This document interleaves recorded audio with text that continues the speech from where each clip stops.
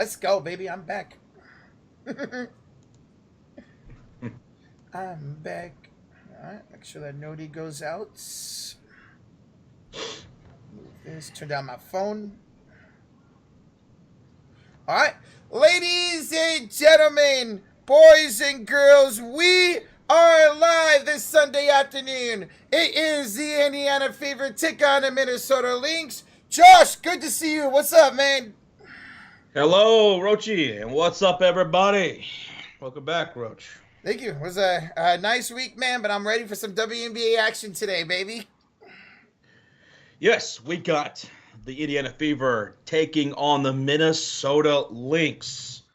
One of the best teams in the WNBA, one of the best teams in the Western Conference. There is no word officially on Nafisa Collier that we have seen. Nope. She was a game-time decision. I'm thinking she's not going to play. She's dealing with a foot injury. But even without her, even without one of the league's best scorers, Nafisa Collier, Minnesota's a dangerous team. They still got a lot of great defenders on that team. They got some great scorers. Kayla McBride, she's coming off of a 27-point performance in her last win. And so Minnesota, very dangerous team still, even without Nafisa Collier. Yeah, this is the first time we're streaming them this year, man, and I'm really excited to watch this team, even if Collier does not play. It's gonna be a fun day. Yes. Daniel Berry, Sports Highlights, who's been a member for 3 months. Too sweet, buddy. What's up, Daniel? How you doing, man? Happy Sunday, brother. And let's see who else is in the house. We got J-Dog, Linda, Andrew, Nick Terrios, Salvador Chavez, Prison Mike, Corey Childs, Damon, J.B. Taylor. J.B. Taylor, thank you again, man, for joining us last week, man. We got Nancy in the house. What's up, Nancy? IND. We got Frederick in the house. Dibby Dome. Casey, Big Mick, John Goodman, Andrew with the highlighted comment. Been a member for 3 months as well. Too sweet. Thank you, Andrew. Appreciate you, baby. Yeah, you and Daniel Barry should form a tag team. 3 months each. Let's go. What's up, Gabriel? How you doing, man? What's up, Hello, man? Derby. Jacoby Jones passed away. I saw that. Yeah. Jacoby Jones. He was only 40 years old. Dude, he was in the league not too long ago, bro. Man, rest in peace to Jacoby Jones, man. Condolences to his family, bro. I have a joke with Rogelio because obviously Jacoby Jones had that incredible Super Bowl performance against my Niners in the Super Bowl back in 2012. I hated Jacoby Jones. So Rogelio would always joke around with me when he played him in Madden, but it sucked to see that this morning. Rest in peace to a really fun player to watch, man. I didn't see what he passed away of at such a young age, but nonetheless, that's just way too young, man. Way too young. It's awful, man. It's crazy, man. It's crazy, Nick. Yeah, dude. Lance is in the house. I just hope the Fever can pull it off. I know Caitlin Clark is capable. I just hope her teammates came to play. Yeah, dude. That is always a big question, man. What kind of a game are we going to get from the rest of the squad? You know, Kelsey Mitchell, we know she's a bucket. You guys have heard me talk about Mitchell all the time. She's a bucket, but the fact is sometimes she's inconsistent and she can be a ball hog. If we get good Kelsey Mitchell, things are on point. Also, the bigs. They got their hands they have a handful today against the Minnesota Lynx. Going up against Alana Smith, who's one of the league's best blockers. Yep. She gets about 2 blocks a game. So Boston, Nalissa Smith, the bigs got to come out and perform today. Yeah, that game on Wednesday where they had 21 turnovers, man, that can't happen, especially against a good team like today. They're going to have to be on the A game if they want to win tonight or this afternoon. Absolutely. And you know what, man? I feel like, I think everybody kind of feels this way. Caitlin Clark, she's getting better and she's getting better. Her decision-making, her scoring ability, her aggressiveness, everything's just getting better, dude, with Caitlin Clark. And the Fever are coming off of a win that was a great win against the Phoenix Mercury. For the most part, it was a blowout. Things got kind of hairy in the end, but Fever did pull away and get that victory. Minnesota Lynx, despite Kayla McBride's 27 performance, they did lose that game against the Seattle Storm. Everybody else shot pretty terribly. Bridget Carlton, she was 1 for 8 from the field, so she's looking to bounce back offensively. They're going to need her, especially her perimeter scoring, because she is an over 40% 3-point shooter, Bridget Carlton. So is Kayla McBride, except Kayla's a little bit better at being consistent on it. Hey, Devin Agnes with the $5 donation. Today is my birthday. Can you guys sing happy birthday to me? All right, here we go. Devin, happy birthday, man. Yes. 1 second. Let me get tuned up here. Happy birthday to Devin. Happy birthday to Devin. You, Devin. Happy birthday to Devin. Happy birthday to you. To you. Happy birthday, Devin. Always a good one, man. Let's go, baby. Guys, hit that like button. Already almost 300 in the chat. We're just 20 likes away from 100. It's going to be a fun afternoon of WNBA action, baby. Wow, that's pretty quick. Thank you, guys. Let's go. How's everyone doing? Eric, we're doing fine, man. Hopefully you're doing well on this early Sunday afternoon. Clark is also asserting herself in timeout, says Nancy, during game, etc., regarding shouting commands and everything. That's right. And that's what we want to see. That's what you want to see from someone as great as Caitlin Clark. Take more of a commanding role, especially since she is their best ball handler, she's their best scorer, and she is their best playmaker. So she needs to be more of that floor general. Even though she's a rookie, this is a young squad around her. Aaliyah Boston's only in her second year, so it's good to see her taking more of a commanding role. Yeah, and she's just going to keep getting better and better, and we're going to be able to watch her get better and better, man. It's exciting. Siweta says, any news if Collier is playing today? Right now, Collier is still a game-time decision. She's dealing with a foot injury. My guess is she's probably not going to play. But she's still a game-time decision officially. Right here. Collier ruled out on Sunday. All right, there you go. There you have it. Collier is out. She is out. Dang, that sucks. Dealing with a foot injury. I figured she would be out. Been a while for that. What's up, J-Dog? How you doing, man? What's up, Jacob? How you guys doing? Matthew Daw, who's been a member for 38 months at the elite level, says, what's up, guys? Big news. I am a homeowner in Vegas. Hopefully I get my keys at the end of this month. Excited, nervous, crazy day yesterday. Glad Trump is okay, and rest in peace to attendees that passed away. Yeah, yesterday was pretty crazy, man. That's all we'll say about that. You know, we don't get into politics on this channel, but yesterday was crazy, and yeah, condolences to, I don't know if they announced who it was that was killed yesterday, but that was just awful, man, and condolences to the victim's family, man. That was awful. But congratulations on being a homeowner, Matthew Dahl, in Las Vegas. Bro, we're going to be out there next year. Yes. We would love to meet up with you, bro, for sure. Absolutely. Congratulations, man. That's incredible. Incredible. That's awesome, dude. Let's go. Thank you, Matthew.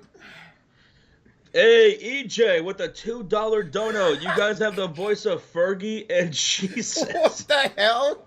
I take Jesus, Roach. You take Fergie. I'll say, can you see? Oh.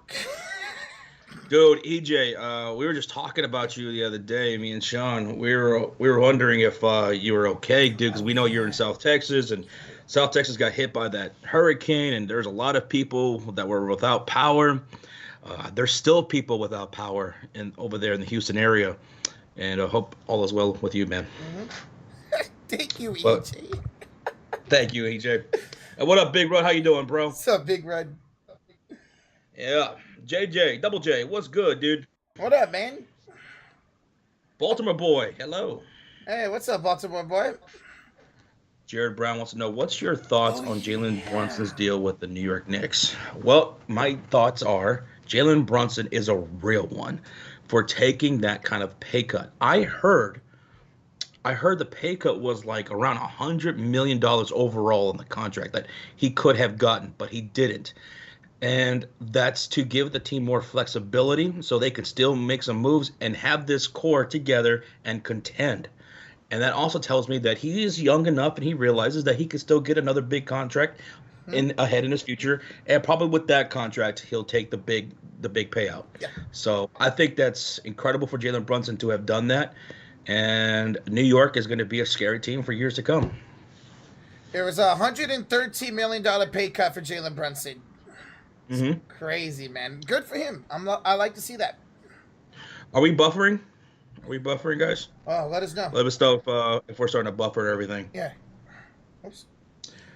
Hey, Kip, with the 35 months in the Cote de Ferry Elite. What's up, guys? I'm also a new homeowner. I got the keys a few days ago. Also, I don't care about politics, but nobody deserves what happened yesterday. I'm glad he's okay. Rest in peace to the attendee. Yeah, absolutely, man. Couldn't agree more with that. And dude, Kip, hooray! On also being a homeowner, guys. That's really impressive, man. It's tough to get a house right now, dude, with the way the market is and everything. So to Kip, to Matthew Dahl, you guys are kicking ass right now, man. Oh. Good stuff. So proud of y'all, man. Thank you, Kip. Hey, and in EJ, the $5 donation. Yeah, man, I live in College Station. We got wind and rain, but power stayed on. My girlfriends and sisters still don't have power. They are in Houston. Oh, man, I'm so sorry for your girlfriend and your sister, dude. Wow. Because that's off. It's hot down here, man. That is a dangerous situation. I hope they are making the best as they possibly can, and getting out to wherever they need to be able to cool off, to get some food, and to be able to charge their phones and stuff like that. I know some businesses around the area are having like charging stations and whatever, and allowing people to come in and cool themselves off, because being without power in this heat is very dangerous, even at night, and everyone's food is spoiling, because the refrigerator has been out for like going on 6 days now. I think it's about 5 or 6 days since the power went out for a lot of these people. So that's awful, man. And hopefully they get their power turned on later today, tomorrow, the latest, man. Thank you, EJ, for the 5, and yeah, hopefully everything gets better for them, man. Sheesh. By the way, Jets is in the house. Oh, hi, Jets. How's it going? Your best friend, Jets. She's actually been sending me some edits of like the Warriors and Klay Thompson she's done, and they look really well, really good, Jets. She made edits. She made the edits, yeah. I like them. Hey, if you don't mind, send me that. I want to see what your work looks like. Here you go. That's pretty cool. I'm not a college football fan, but I've watched people play NCAA 25. I have too. And so far, I've been hearing good things about it. Looks great, man. Hey, what's up, Ace? How you doing, bro? Welcome on in. Hey, Scott, what's going on, man? He says, good luck to your Giants today, Roach, against the Twins. Yeah, I was able to go to the game on Friday that we won. Y'all won yesterday. Let's see who wins the rubber game. Good luck, brother. Nico Thompson says, hey, guys, how are you doing today? We're doing pretty damn well, man. Yes. It's Sunday afternoon. We got almost 400 of you guys here hanging out with us. What could be better? We're about to watch ourselves a game. Minnesota, dude, with Collier being ruled out, their line went up. Now Minnesota's favored by 6.5 points. Whoa. They're favored by more without Nafisa Collier. Let me refresh that, because it was before 5.5. It's 6.5 points in favor of Minnesota Lynx. If you're just tuning in, Nafisa Collier, who was a game time decision up until minutes ago, has been ruled out. They went up. Interesting. Okay, well, should be a fun game this afternoon. Kip. Hooray! Also with the $5 dono. Also, Rocha, looks extra bald on my new fiber optic internet. Look, I Kip with the new internet. No, I'm not any extra buff off. Dude, fiber optic internet sounds amazing. Oh, dude, I've been having such terrible time with my internet as of late. I've even upgraded my internet package to the fullest extent, and I'm still having troubles with my internet. Like right now, I always go live on my end, but right now we're live on Roach's end because I'm not able to. So enjoy your fiber optic internet, man.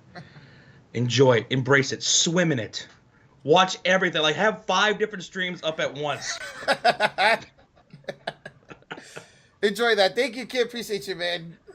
Yes. Jet says, yeah, I'm going to get fiber optic internet. Spectrum has been shitty for me lately. That's what I have. I actually have two internets, Jets. I have AT&T and Spectrum, right? AT&T is for everything else. Spectrum is only for streaming purposes. That's it. I pay two different internet companies for so that way there would be no issues. And lately, I've been having issues over the last, I want to say 2.5 weeks. It's been horrible, and I don't know what's going on. And I can't get any answers. Jeez, I just hope it fixes soon. Yeah. Hopefully, because I know a lot of people have Spectrum in your area, and then Spectrum's really well wide down in Southern California, too. Oh, Rocha, your future best man at your wedding is in the house. Really? PJ. Oh, hi, PJ. How's it going? What's up, Peach? Bring on the big CC, says James Qualley. Yes. I'm expecting a big game from Caitlin Clark. She's going up against a pretty damn tough defense, a top 3 defense in the entire league, one of the best teams in the Western Conference. The Lynx are coming off of a loss against Seattle, another good defensive team. So you know they're looking to bounce back.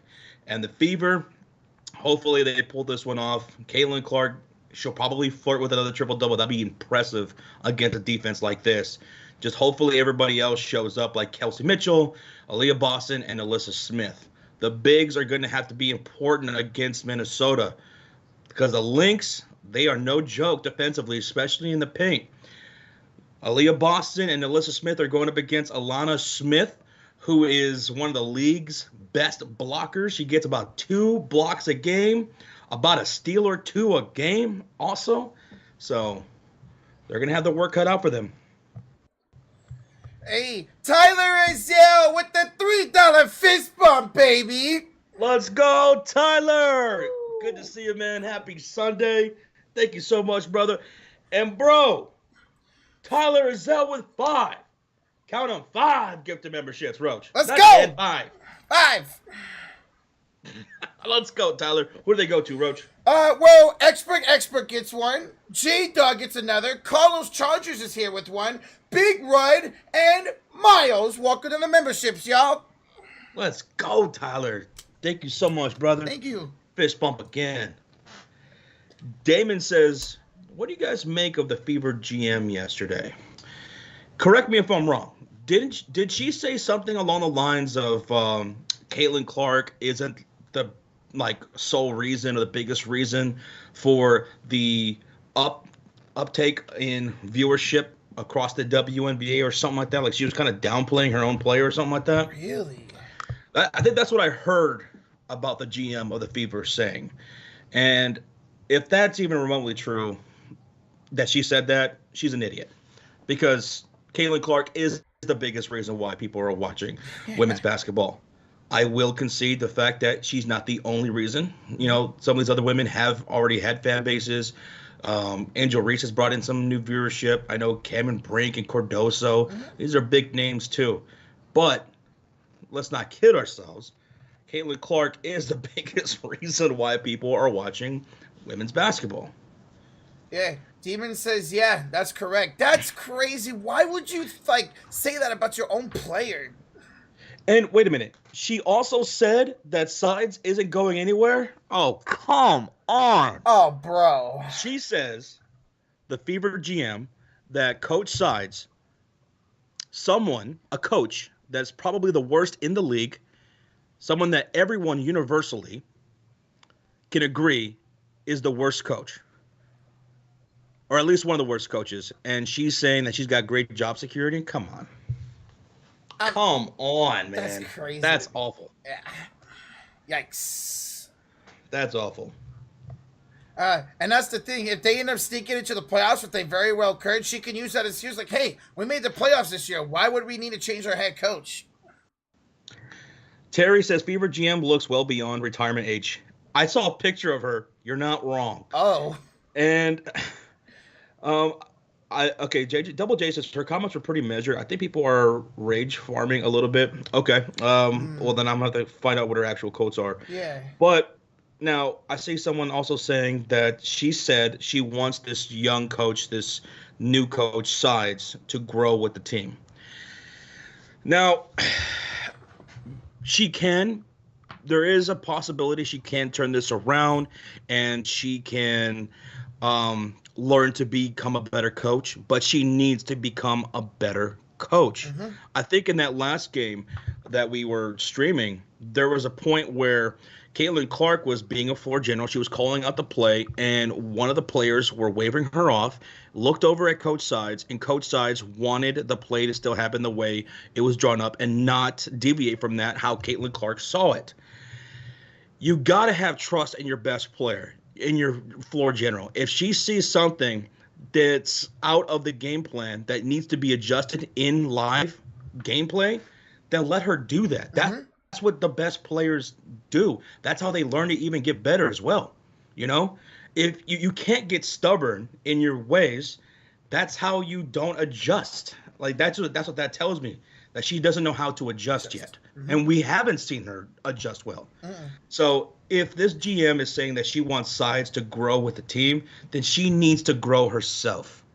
She needs to grow and learn to let things play out the way they need to play out. Let Caitlin Clark have to take charge and change the plays if need be, given what the defense is giving her and the offense. She needs to be able to give her players that kind of leeway and learn how to make adjustments. Yeah. Anyway, in my opinion. Absolutely. Like I know she's trying to adjust the starting lineup lately, so that's good to see, but her in-game adjustments are not good. Her rotations can be really bad sometimes. I'll say this. There have been coaches before that have changed my mind in the NBA. That was true with Ty Lue, the head coach of the Los Angeles Clippers. I used to think he was a terrible head coach. Now I think he's a good coach. He really turned things around. Just recently, Jason Kidd. I never thought much of Jason Kidd as a head coach. And during the playoffs, during the NBA playoffs, the most recent one, he really changed my mind. He really came into his own this past playoffs. Even though for years before, I didn't think he was that good of a coach. Can Coach Sides take that same turn? It's possible, but she needs to be open to doing so and growing with this team. If that's going to happen, she needs to let it happen. So we'll see. We'll see. It's not like this is her first year as her head coach either. She's been around for at least a year or two. Nuggets says, Josh and Rocha, you're the best. Just found you 3 weeks ago. Hey, man, we appreciate you being here, dude. Appreciate you, baby. We appreciate you being here. We're 10 minutes away from countdown to tip off. 10 minutes and 28 seconds. We have over 400 people in the house, almost 500. Keep smacking that thumbs up. Let's try to get to 200 likes before tip off. We are 67 likes away from that goal. You guys being here is always incredible. And let's get into game time predictions, Rocha, and everybody in the chat. Let us know, who do you have winning today's game? Do you have the Lynx or do you have the Fever? Now, the line just changed again, Rocha. Minnesota is favored by 4.5 points. Wow. So it went from 5.5 to 6.5, now back down to 4.5 points. Okay. Who are y'all taking, Lynx or the Fever, Roach? You know, let's all take the favorites, but today I'm feeling an Indiana win. I'm feeling a Caitlin Clark almost triple-double tonight or today. I think they're going to play better and smarter basketball. I'm going to Fever this afternoon. All right. PJ, you might not be wrong about that, man. But today I'm going to be taking the Indiana Fever in an upset victory here today over the Lynx. Lynx are coming off of a loss against the Seattle Storm. The Fever, for most of that game against the Phoenix Mercury, even though they were without a lot of players, they still showed a lot of great things. They just need to learn how to close out games better. But you saw the tempo of the offense was fantastic. Everybody was in sync. Buckets were falling. The defense was fantastic. The turnovers were down for the most part. And the rebounding was magnificent. They were killing the rebounds. And that's what you're going to have to do against the Lynx here today. And you have to be very mindful, like especially with Aaliyah Boston and Alyssa Smith. I was just saying this earlier. They're going up against some really good bigs of the Lynx. They have Alana Smith, who's one of the league's best blockers. She gets about 2 a game. She can also rip you too. She's got about over a steal a game as well. So they got to play smart today. They got to own those rebounds. No Nafisa Collier. She averages 20 points per game, so that's a huge loss for the Lynx. She's out. But still, you have Kayla McBride. She's on the thumbnail right now. She averages 16 points per game. She's coming off of a performance of 27 points against that loss in Seattle. So you have to watch out for Kayla McBride. Bridget Carlton, she did not shoot well against Seattle. She was 1 for 8 from the field, 0 for 4 from downtown. She's looking to bounce back today. Don't let her. Keep being vigilant on defense, own the rebounds, keep your turnovers down, and keep the offense up tempo. Keep the defense on their heels, because this is a good defense, even without Nafisa Collier. Give me the Fever to win this game. Okay. My MVP is going to be none other than CC, Caitlin Clark. Yeah, I'm going to go Caitlin Clark as well, although I want to be surprised if it ends up being Kelsey Mitchell, but I'm going to go Clark as well. You're going Clark? Mm-hmm. Okay. What about you guys? Who's your MVP today?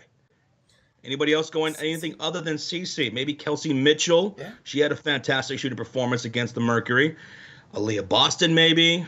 Nalissa Smith. Who's your MVP? Well, we're going with CC. Boston says Demon. Or nice. Damon, I'm sorry. I don't know why I keep calling you Demon. But Damon's going with Boston. I like how the Lynx logo looks similar to the Wolves. Yes. Mm-hmm. Yeah, it looks pretty cool. It looks pretty cool. Casey is going with Boston today as well. Clark, all career, says Nancy. X Factor today. My X Factor today is going to be Kelsey Mitchell. She's the second best. No, she's the leading scorer overall statistically, but she needs to be a bucket outside of Caitlin Clark here today. And I just would love it if she would learn how to pass the ball a little bit more. Yeah. You know, especially when she has somebody wide open and not dribble as much. But I'll go with X Factor Kelsey Mitchell, because I feel like she's always an X Factor. If she's good, she's great. Mm-hmm.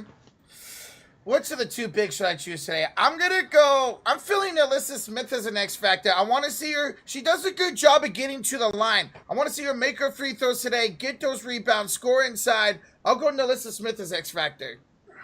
Alyssa Smith. Okay. How many points for Caitlin Clark today, Roach? I'm feeling 23. 23? Mm-hmm. 23 points. I'm thinking Caitlin Clark is going to have 25. I'm going to see her 23, raise you 2. Okay. I'm going to go with 25 today for CC. And I think she's going to flirt with a triple-double. So I think she's probably going to have about 25, 12, and like 7. I like that a or lot. 8. Mm-hmm. Yeah. Okay. How many three-pointers tonight for Caitlin Clark? So I had 23 points. I'm going to go 4 threes. 4 threes? 4. All right. She's going up against Kayla McBride, who is also one of the league's best three-point shooters. She shoots about 43% from downtown. I'm thinking she's gonna want to show her up.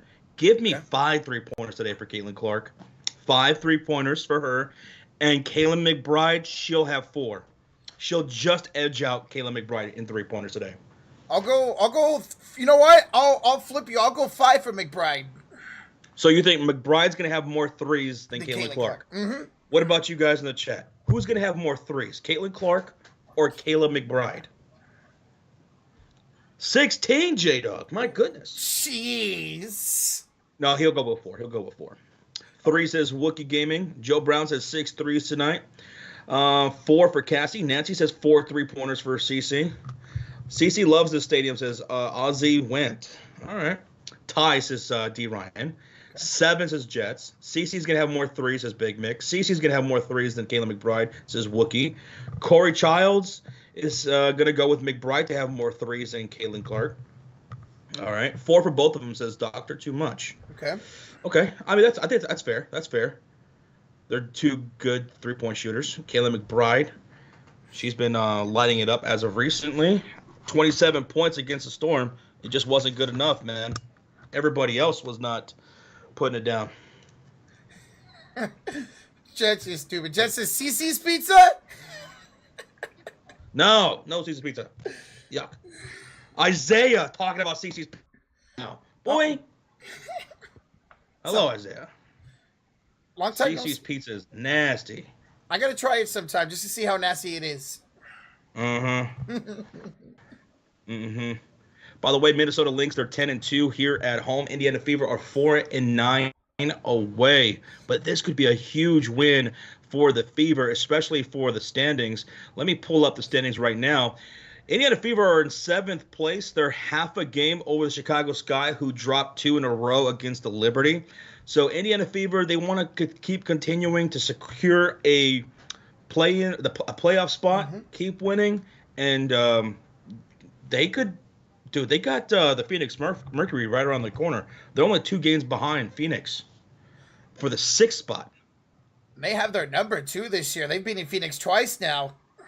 Yep, they've beaten them twice. And Phoenix Mercury on a 2-game losing streak right now. Chicago Sky on a 2-game losing streak. So if Indiana Fever can take advantage and get some wins here, that'd be huge, man, for the standings. Because we all want the Fever in the playoffs. Yes. I want the Fever in the playoffs. I want Chicago Sky in the playoffs. Aces would be cool. Like, they're going to be in the playoffs, but still. Like, I want to watch all these teams in the playoffs. Atlanta Dream, Sparks, Mystics, and Dallas Wings can stay out. Let's go, man. Well, guys, we're just over 2 minutes away from tip-off, guys. We have over 160 likes, 40 away from 200, 540 in the chat. Appreciate y'all being here this afternoon. How many away from 200, Roach? 30 likes away, baby. 30? Yes. Awesome. That is awesome. Thank you, guys. And don't forget to hit that subscribe. Let's go. Rocha. Yes. Let me ask you a little trivia question. True or false? Okay. Okay. The Minnesota Lynx. A lynx. That's their logo. That's their mascot. A lynx. Is a lynx a mythical creature or a real creature? I'm gonna say real. It is real. Yes. It is real. Yes. But it sounds like it would be mythical, right? Yeah, Lynx. Some mythology, like some creature from like mythology or something. It is a real animal, a lynx, and they're very majestic. I don't think I've actually ever seen like a picture of a lynx before ever, so that's why I kind of questioned it at first. Caitlin Clark right now, before the game, she was signing autographs for fans, and there was a young fan whose birthday is today. Hey. It was her 10th birthday, and Caitlin Clark was signing autographs for her. That's awesome. That's awesome. And Minnesota unrevealed their Commissioner Cup banner today, so that's pretty cool to see. Nice. What's up there, Rodrigo? What's up, man? Does Rocha get paid time off? He's not eligible until after 2.5 years. 2.5. Boy, wow. Yeah. Did I forget to mention that to you? Yes. Oh, sorry. Damn. I probably. Oh, shucks. Probably should have mentioned that before your vacation. Damn. Yeah, that's all right. Oh well. What's up, Spotlight Gaming? Happy Sunday, man. We're moments away for tip-up, man. It's gonna be a fun one this afternoon. What up, Breezy? What's up, Breezy? Jack says I don't get the fever name. Because they'll put you in a fever, man. In a fever dream. A fever dream. All right, so the Fever are going to be in their red uniforms here today on the road. And the Minnesota Lynx in their neon green and black. I like these. Let's go. Neon green's my favorite color. All right, folks, you guys ready for tip-off? If you're just tuning in, let us know who you have winning. I'm taking the Fever. Roach is taking the Fever, right? Yes, sir. Caitlin Clark is MVP. Minnesota Lynx coming off of a loss. Fever coming off of a win. In the starting lineup, Kelsey Mitchell, Caitlin Clark, Katie Lou Samuelson, Nalissa Smith, and Aaliyah Boston for Indiana. For the Lynx, Courtney Williams, Kayla McBride, Bridget Carrollton, Alana Smith, and Dorka Uhas. Uhas. Let's go, guys. Hit that like, hit that sub button. We're ready for tip-off, baby. Let's do it.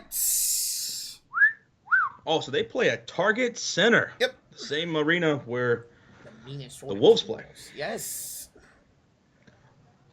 That looks like it's going to be Dorka and Boston to tip it off. You love the Lynx, Peter? Awesome, man. Are you guys brother? No, Casey. Nope. And the tip is off, and Indiana will have the first possession. 9:54, 53, yep, 52. We're synced up, and we got a steal. And it's going to be Bridge. Is that Alana Smith, Rocha? Yep. Alana Smith, she gets a steal a game, and she rips one for a score. Oh, what a start. First bucket goes to the Lynx. Okay. Here's Boston on the elbow. Sure, back down, Smith. Looking for a pass inside. And the score for Boston to start the game. That's what I'm talking about, baby. Let's go. That's what I'm talking about. Okay. That's what you want to see. Good start for Aaliyah Boston. Got to have a good game for her. Williams, hands off, kick out. Dorka for three. U-Haul misses. Rebound, Aaliyah Boston. Dorka. Sounds like almost like Orca. Caitlin. Orc. Driving. Floats it up. No good. Rebounded by Uhas. Uhas to Carlton for three. Hits the back iron, no good. Aaliyah Boston with the defensive rebound. Outlet pass to Kayla Clark. She'll take it into the front court. Picked up by Courtney Williams. 8:50 to go. Boston setting the high screen. Williams fighting through. And Clark will be aggressive. Body here all the way to the rim and gets the score off the backboard, Rochita. Way to use your body, Caitlin. Beautiful. That was aggressive. I love aggressive. Yeah. Hey, Carlton, she'll have it. Kick it out to Williams. Courtney tries to get a screen. She'll drive inside instead. Double team down the baseline. Gives it up. Alana Smith with the shot short. Rebounded by Courtney Williams. Williams step back jumper over Aaliyah Boston. Oh, that was a tough shot. That was contested heavily by Aaliyah Boston. Just a better shot. Tied up at 4 here. 8:09 to go in the first quarter. Here's Caitlin Clark in the Reds once again. And the Blacks for the Lynx. And an offensive foul on Aaliyah Boston. That's a turnover. Dang. Turnover. So there's one turnover for the Fever. Yep. 8:05 remaining here in the first quarter. It's all tied up at 4. Ball's inbounded. Williams. She's the leading assist goer for this Lynx team. She'll hand it off. McBride back off to Williams. Hands it off to Smith. Back to Williams. Back inside for Smith. Her layup is good. Ooh, what a play. What a play. Nice give and go right there. Mm-hmm. So I want to see the Fever do a lot more. Give and go, especially with Clark in Boston. Here is Clark. Giving it out to Kelsey Mitchell. Inside bad pass stolen by Smith. You got to watch those lazy passes, man. Alana Smith will pick that off like nobody's business, and she'll be fouled by Clark driving down the lane, and she'll head to the line for 2 shots. I was saying, man, watch out for Alana Smith's defense. She do not play. Already 2 steals for Alana Smith. Already. Yep. She's already got 2 points as well. She stole off the first possession, led to a layup, and this one leads to 2 free throws. First one is good. Muy braño. What's up, JD Lamonte? What's up, bro? How you doing? All right, second one good for Alana, and it's 8-4 early lead here for Minnesota. Alana Smith with half the points for Minnesota. 7:32 left to go in the first quarter. Here's Caitlin. She'll give it out to Aaliyah Boston up top. Met up by U-Hauls. Inside pass, too strong, out of bounds, turned over. I don't like these turnovers already for the Indiana Fever. Come on. That's, 2 already. Williams hands off to Carlton. She'll drive inside, kicking it around. Wide open 3. McBride misses. Long rebound goes to Kelsey Mitchell. They're lucky she missed that one because that was great ball movement. Led to a wide open 3 attempt by McBride. Here's a drive. Mitchell misses the layup. Offensive board. Aaliyah Boston scores. Way to clean up that Boston on aisle 1. Let's go. Nice. What's up, Don Freeman? What's up, Don? Welcome on in. Under 7 to play here in the first quarter. Here's a handoff. It's McBride. Ooh, high pass. Came down with it, though. Alana Smith. Hands up to Courtney Williams. Back inside for Smith. Bobbles. Oh, throws it away. Turned over. Good baseline defense, Nalissa Smith. Let's go. She made that pass really tough for Alana Smith to get and made it very tough for Alana Smith to pass back out. That led to the turnover. Good job. Samuelson inside for Aaliyah Boston. Feed Boston right now. Oh. Dang. She's eating. 6 points, 3 rebounds for Aaliyah. Should chose her X factor. Step back 3. Alana Smith. Alana Smith is on one right now. 11-8. Bro, she's got 9 points. Beautiful. Kaylin, oh, what a pass to Nalissa Smith. Blocked. No foul by Alana Smith. All right, 2 free throws coming up for Nalissa. 2 shots. 2 shots. Aaliyah Boston with 6 points so far. Alana Smith with 9. Those are your leading scorers so far. I took Nalissa Smith as an X factor because of this reason. She can get to the line. Problem is, she hasn't been hitting her free throws this season. She can hit them today. By the way, Rochi, we're over 200 likes. Let's go. Let's go. Thank y'all. There you go, Nalissa. Getting half home run. Let's go. Nice. Nice. Ian. Dude's been great this year, or at least the last couple of months. Yes, sir. Oh, yeah. All right. Now, Nalissa can make it a 1-point game, and she will. 11-10. 6:07 remaining here in the first quarter. Here comes Courtney Williams. She'll hand it off to Dorka. Now a handoff back to Courtney Williams. Screen by Lana Smith. Courtney for 3. That's good. Woo. I thought her foot was over the line. Oh, yeah, she was. My You're right. goodness. Deep 2. Okay. Kayla Clark, no good for 3. Rebounded by Alana Smith. Oh, 13. Let me change that. Quickly comes Courtney Williams again. She'll have it out top at 5:36 to play in the first. Nice hand inside and a foul. We're going to get 2 shots. Morel home run? Get out. Back-to-back homers for the Cubs. Okay. Let's go. All right, 2 shots coming up for Alana Smith. This one was against Nalissa Smith. She fouls Alana. Breezy said, Josh, I have a movie suggestion. If you haven't seen it, it's called Arizona. It has Danny McBride in it. I have not seen that, and I have to watch it because I love Danny McBride. All right, man. Thank you. Interesting. Okay. Do this. I love Danny McBride. Alana makes both free throws. 15-10 lead here for Minnesota. 5:30. 5:30 left to go here in the first quarter. Kelsey. Finally, a Boston. She's the money right now. See, where is she? She's down low against Uhas. Now it's Mitchell down the baseline. Oh.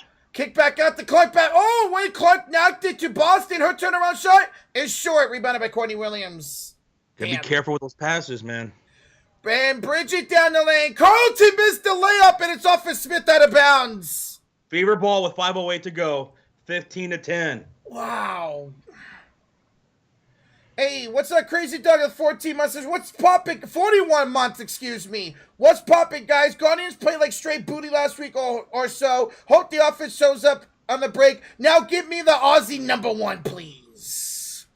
What does that mean, Aussie #1? Now give me the Aussie. I'm not sure what that means. Oh! Is it the MLB draft today, someone said? Yeah, and Cleveland has the #1 pick. Good luck, bro. Good luck. That's right. Nalissa finds Mitchell around Samuelson for 3. Hey, Lou!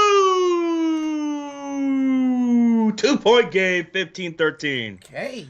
Thank you so much, Crazy Dog. Thank you, man. Good luck, dude. Yohos hands it off to Carlton. She'll have it up top. Find it back here to the elbow for McBride. Kayla against Mitchell. 4:30 to go in the first. Gets a screen by Smith. She will lose the ball. Stolen away by Kelsey Mitchell. Go. Mitchell Josh. She'll be fouled from behind by Courtney Williams. 4:22 left to go in the first quarter, and after that foul by Courtney Williams, we're going to have an official timeout. 4:22 left to go. The score is 15-13. Lynx up by 2. So, man, Indiana Fever starting to get their feet underneath them now. Aaliyah Boston with 6 points. Alyssa Smith with 2. Katie Lou Samuelson hitting that big 3. Kelsey Mitchell, 0. Erica Wheeler, 0. And Caitlin Clark with 2 points. For the Lynx, it's pretty much Alana Smith's show. She has 11 of the 15 points. So Alana Smith's been killing Indiana. Everybody else, Courtney Williams got 4 points. So Alana Smith's been dangerous so far. The defense so far by Indiana has been really good. You mentioned that one time when they got in the passing lane and caused a turnover. I'm liking the defense to start this game. Yeah, I feel like they've been playing better, consistent defense, Indiana. OK45 says, Lynx said Friday only had about 100 tickets available, 1,000 tickets available, and by the game time, it will be a sellout of 18,978 tickets.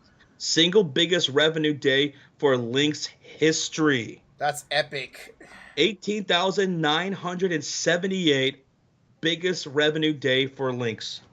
Right now, right behind us. Hello. Wow. Caitlin Clark effect, man.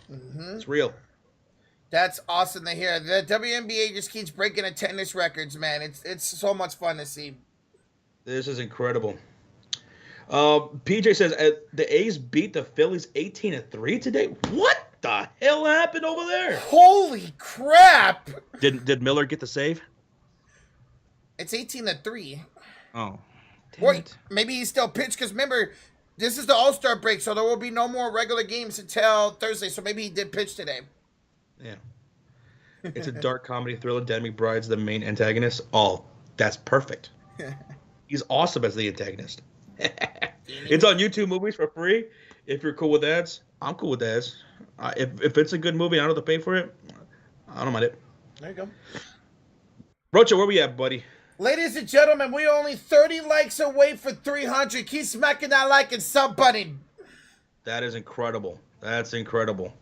All right, let's see. When's the next Fever game, Roach? Let's see. When is it? Let's see. Fever schedule. I know they know I how think much. it's going to be on Wednesday. Yeah. It's going to be on Wednesday versus the Dallas Wings. Okay. So it'll be our first look at Arike Agumbawali. So we'll be live Wednesday, Indiana versus the Dallas Lynx Wednesday. So hit that subscribe for more Fever live streams. We'll also be live tomorrow and Tuesday for the MLB All-Star break. Tomorrow is going to be the Home Run Derby. Mm-hmm. Tuesday is the All-Star game. And then Wednesday, Indiana Fever and the Lynx. There you go. And that'll be it for a while for the Fever because the WNBA were going on a break. All right, here we go. Okay. Inbounds here for the Fever. It's Kelsey Mitchell. Short crossover. Step back. Contested. 2 is good. Kelsey Mitchell. Okay. Ties the game at 15 with 4:10 left to go. The Lynx almost called in the Fever. We're bringing up court. McBride hands it off to Williams. Attacking Erica Wheeler. Screen by Alana. Well, that was almost a moving screen. But Smith has it inside against Boston. She's going to have to give it up to Courtney Williams. Jump shot from the free throw line. Too strong. Rebound Samuelson. Good defense. Wheeler finds a cutting. Boston down the lane. Layup is too strong. Rebounded by Smith. Here comes Williams. 3:44 to go in the first. Kick it out. Here's a 3-ball. No good by Carlton. Rebounded by Wheeler. Williams all right? Okay, yeah, she is. Wheeler back the other way with 3:33 to go in the first. We're tied at 15. Kicks it out to the corner. Kelsey Mitchell misses the 3. Rebounded by Alana Smith. 1 for 5 for downtown for Minnesota. 1 for 4 now for Indiana. Smith. Or hand it off to McBride. Back to Alana. Short drive inside. No good. Out of bounds off of Aaliyah Boston. Definitely could have been a foul there, but good job by Boston to stay up. And bounce it with 12 seconds to go on the shot clock. Under the shot clock. The coach is trying to bench Kayla McBride. I mean, she's got to go on the bench at some point. She's coming in. So we have Katie Lou Samuelson, Aaliyah Boston, Caitlin Clark, Erica Wheeler, and Lexi Hull all on the floor for the Fever. For the Lynx, Carlton, Alana Smith, Kayla McBride, Chechi, and Heidemann, all on the floor. Heidemann will inbound it from her own baseline. And sure, hand it off to McBride. She'll get a screen to Alana Smith. Bad pass. Another turnover by the Lynx. Fever ball. 3:08 left to go. Oh, spotlight. Caitlin Clark has not been a disappointment, man. She's been incredible this season. Absolutely. Awesome. Caitlin. 3 minutes to go in the first quarter. Has it against McBride. She's got 2 points so far, this Clark. Wheeler. Inside bad pass stolen away by Smith again. And Heidemann finds Carlton driving. Her layup was way too strong. Rebound tipped up in the air and taken by McBride. Okay. All the way around for Heidemann. Sure crossover against Clark. Sure drive. Put it up. No good. Rebound Caitlin Clark. Could have been a foul there. Clark. Oh, bad pass, Heidemann, but it goes right to Lexi Hull. She missed it. Leah Boston, the rebound and the putback. Aaliyah Boston, 8 points, 4 rebounds. Nice. 17-15, Indiana up by 2 with 2:20 to go. Heidemann has it on the elbow, screen by Smith. Back to Alana. She'll kick it out to McBride for 3. Ripped it out. Rebound, though, to Carlton. Second chance again for Minnesota. Heidemann to Alana Smith. 2 minutes to play here in the first quarter. Screen, crossover, Carlton inside for Smith. 4 to shoot, turnaround shot, good! What a finger roll by Alana Smith. That gives her 13 points on the game. Meanwhile, Kayla McBride over 2. Ouch. Aaliyah Boston, Josh, she is fouled. That's going to be the second foul against Alana Smith. To the line for 2 shots, Aaliyah Boston. There you go. Bro, I'm loving that they're getting Boston involved here early, man. Keep her going. Keep her hot. Yep, she's 4 for 5 from the field, 8 points, 4 rebounds, and she's looking for double digits if she can make both free throws here. Beautiful. Battle of the bigs right now between Smith and Boston. I saw that, Jets. I saw that. The Liberty were not playing around. Aaliyah Boston missing the first free throw. Come on, Aaliyah. Yeah, I saw that too. Why is Wheeler playing? I mean, she's a good playmaker off the bench. She can't really shoot well, JJ, but she's a good playmaker. She's their backup one, man. Here comes the second free throw for Aaliyah Boston, and that's going to be good. 1 of 2. Indiana will be in the bonus for the last minute 45. Here come the Lynx, down by 1. Boonies. Here's McBride. Oh, and an offensive foul on the Lynx. Against UHAS. UHAS. UHAS turns it over to the Indiana Fever. Okay, let's go, man. 1:40 remaining. Indiana up 18-17. A lot of turnovers for Minnesota here in the first quarter. Sheesh. Take advantage. Take advantage. Samuelson Joss hands it off to Wheeler on the elbow against Heineman. 1:30 to play in the first quarter. Finds it to Clark. She's attacking Carlton. Up top, 9 to shoot. Step back, pump fake, gotta give it up. Nice pass to Lexi Hall! Lexi Hall with the backdoor cut, finishing with the reverse layup. But how about that pass by Caitlin Clark, only to where Lexi Hall can pick it up? That was Magic Johnson-like, dude. Holy that was crap. sick. Here's a shot. Good! And 1 for Chechi! Chechi can tie it up here at the line. And 1. Wow. That was Caitlin Clark with the shooting foul. Yowzers. And the trousers. What a shot, man. Almost 700 people in the house. Thank you guys for being here. Hit that subscribe for more Fever live streams. Our next one will be Wednesday against the Dallas Wings. Chechi and 1 free throw. No good. Aaliyah Boston with a defensive rebound. That's her 5th rebound of the game. Nice. She's going to get double-double tonight. Today. Whatever you want to say it. Let's let them play in the first quarter. They lead it by 1 to the Fever. 52 seconds to go. Here's a screen. Wheeler's got it up top. Bounce pass to Boston. To the elbow for Hall. Lexi attacking. Kicking it back out to Wheeler. 3 to shoot. 2, 1. Back to Hall. She gets it off in time. Misses it though. Rebounded by the Lynx. Breezy says, I don't understand why people can even compare Reese or CC. Outside of being from the same draft class, they're both completely different players with different styles. I could not agree with you more, Jay Breezy. Absolutely. Facts. Chechi with a tough shot. That rims out. Rebound Aaliyah Boston. I completely agree. Shot clock turned off, Joshy Poo. Caitlin Clark can hold it here for 1. And that one will be knocked out of bounds with 14 seconds to go. Inbounds.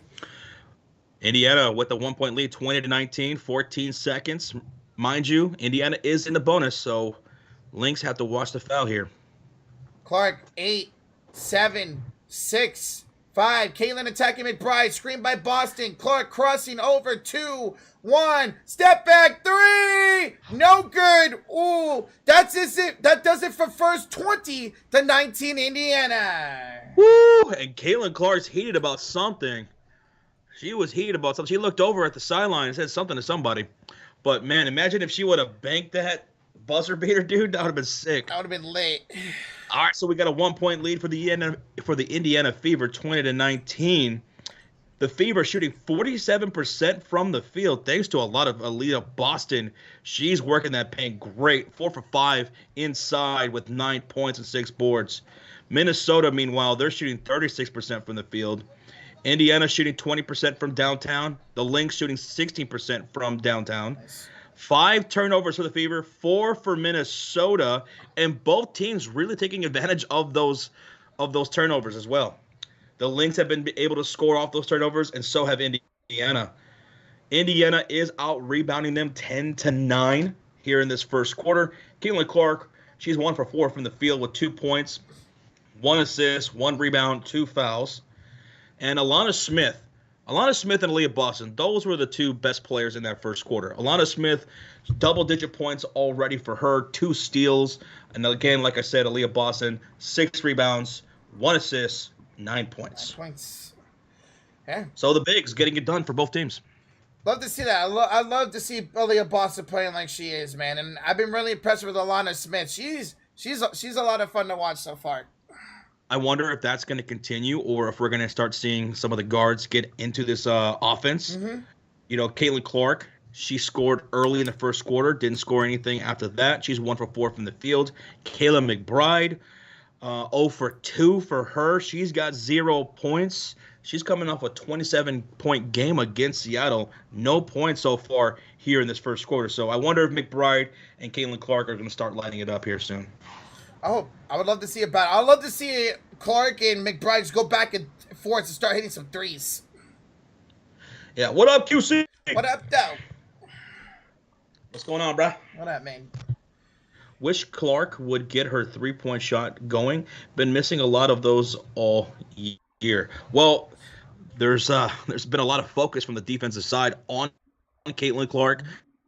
Also, the coaching, too. Like, they don't set a whole lot of screens as they should for somebody who can play so well off ball, and I think they need to do that a little bit more. But, yeah, some of those shots that she having to take for threes have been contested.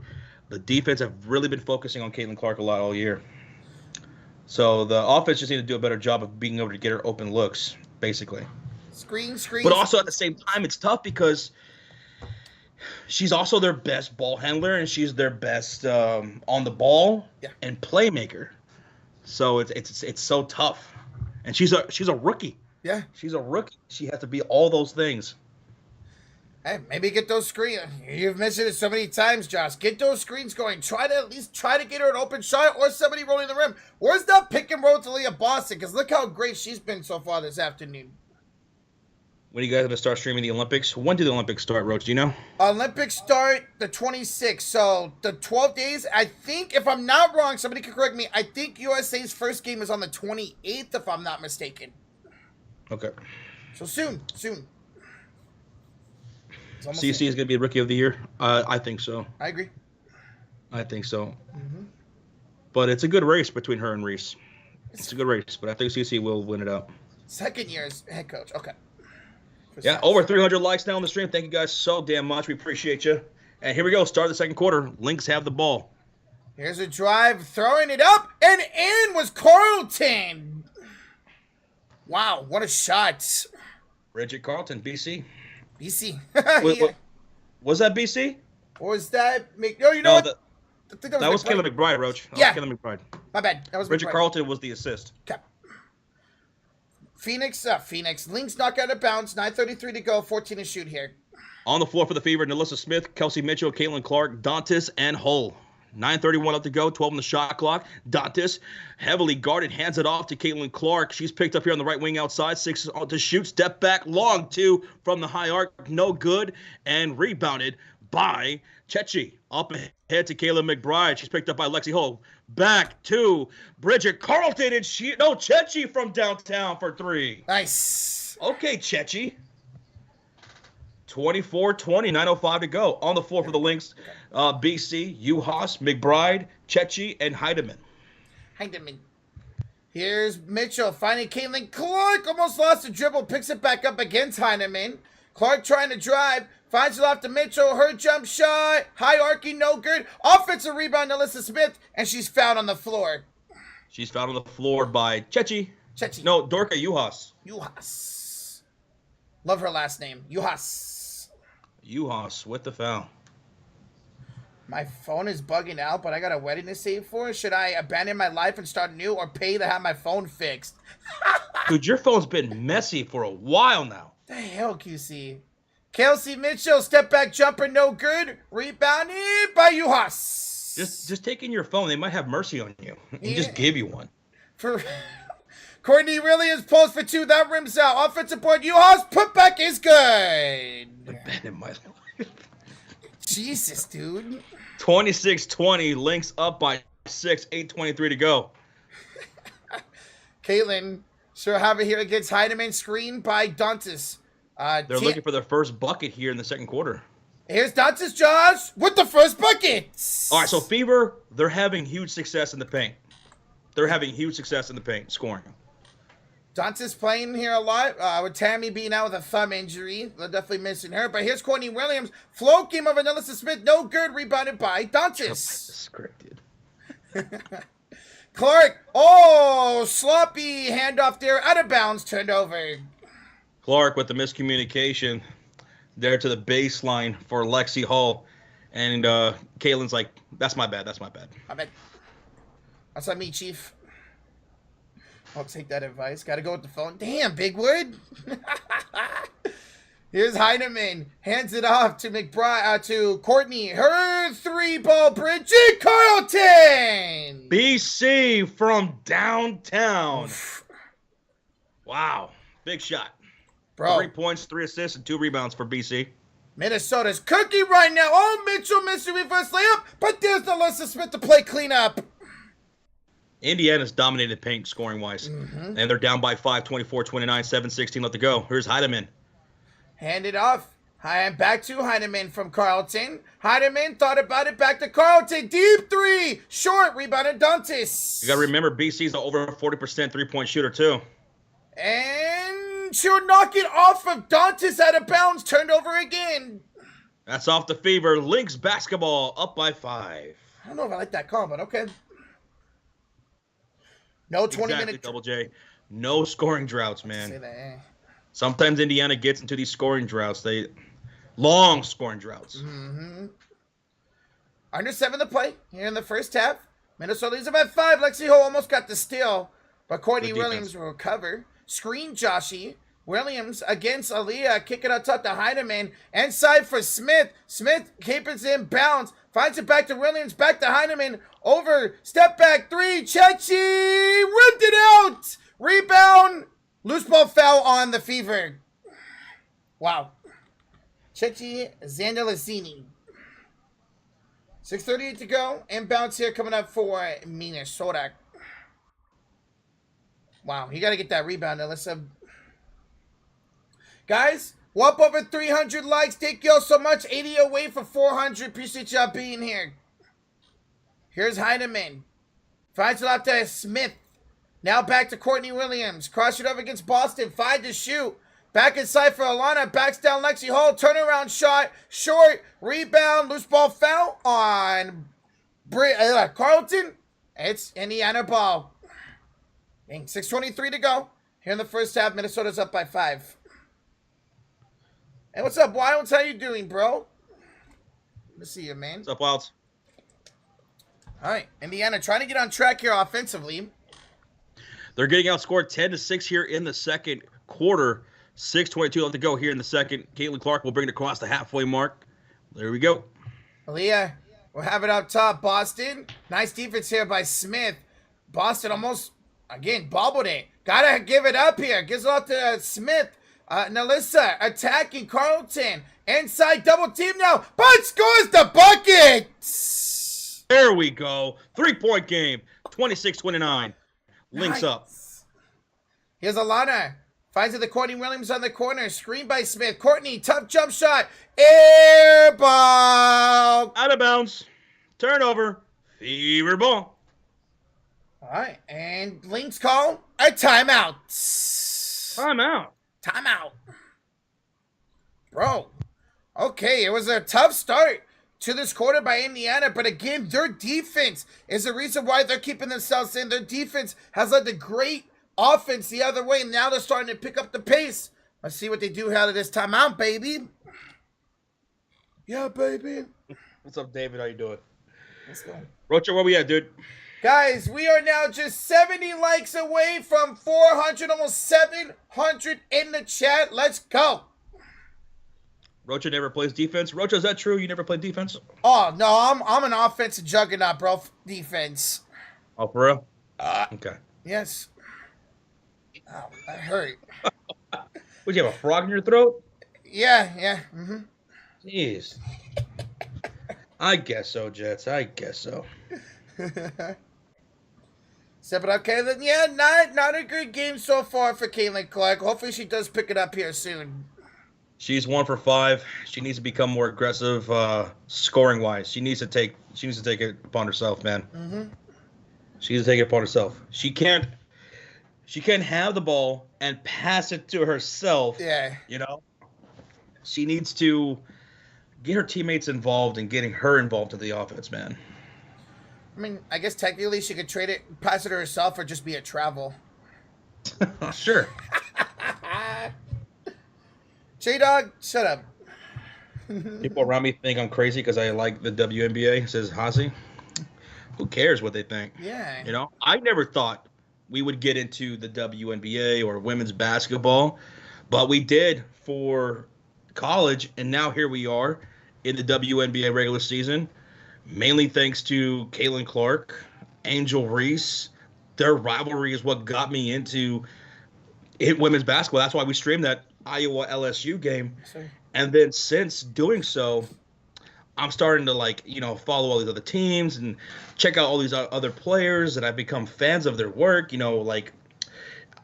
Asia Wilson. I always knew she was a great player, but really watching her, I'm like, damn, she's damn good. Jewel Lloyd and Gwumike, Arike Gumbawali, Sabrina Nescu. Mm-hmm. So many great players. I'm a huge hoops fan. Basketball is my number one sport. No matter who's playing it, if it's good basketball, I'm going to tune in. And now I am. And now we're calling games. Mm-hmm. Who would have thought? Who would have thought years ago we'd be doing this? But here we are. It's a lot of fun, man. It's been fun during these games, especially tracking the Fever.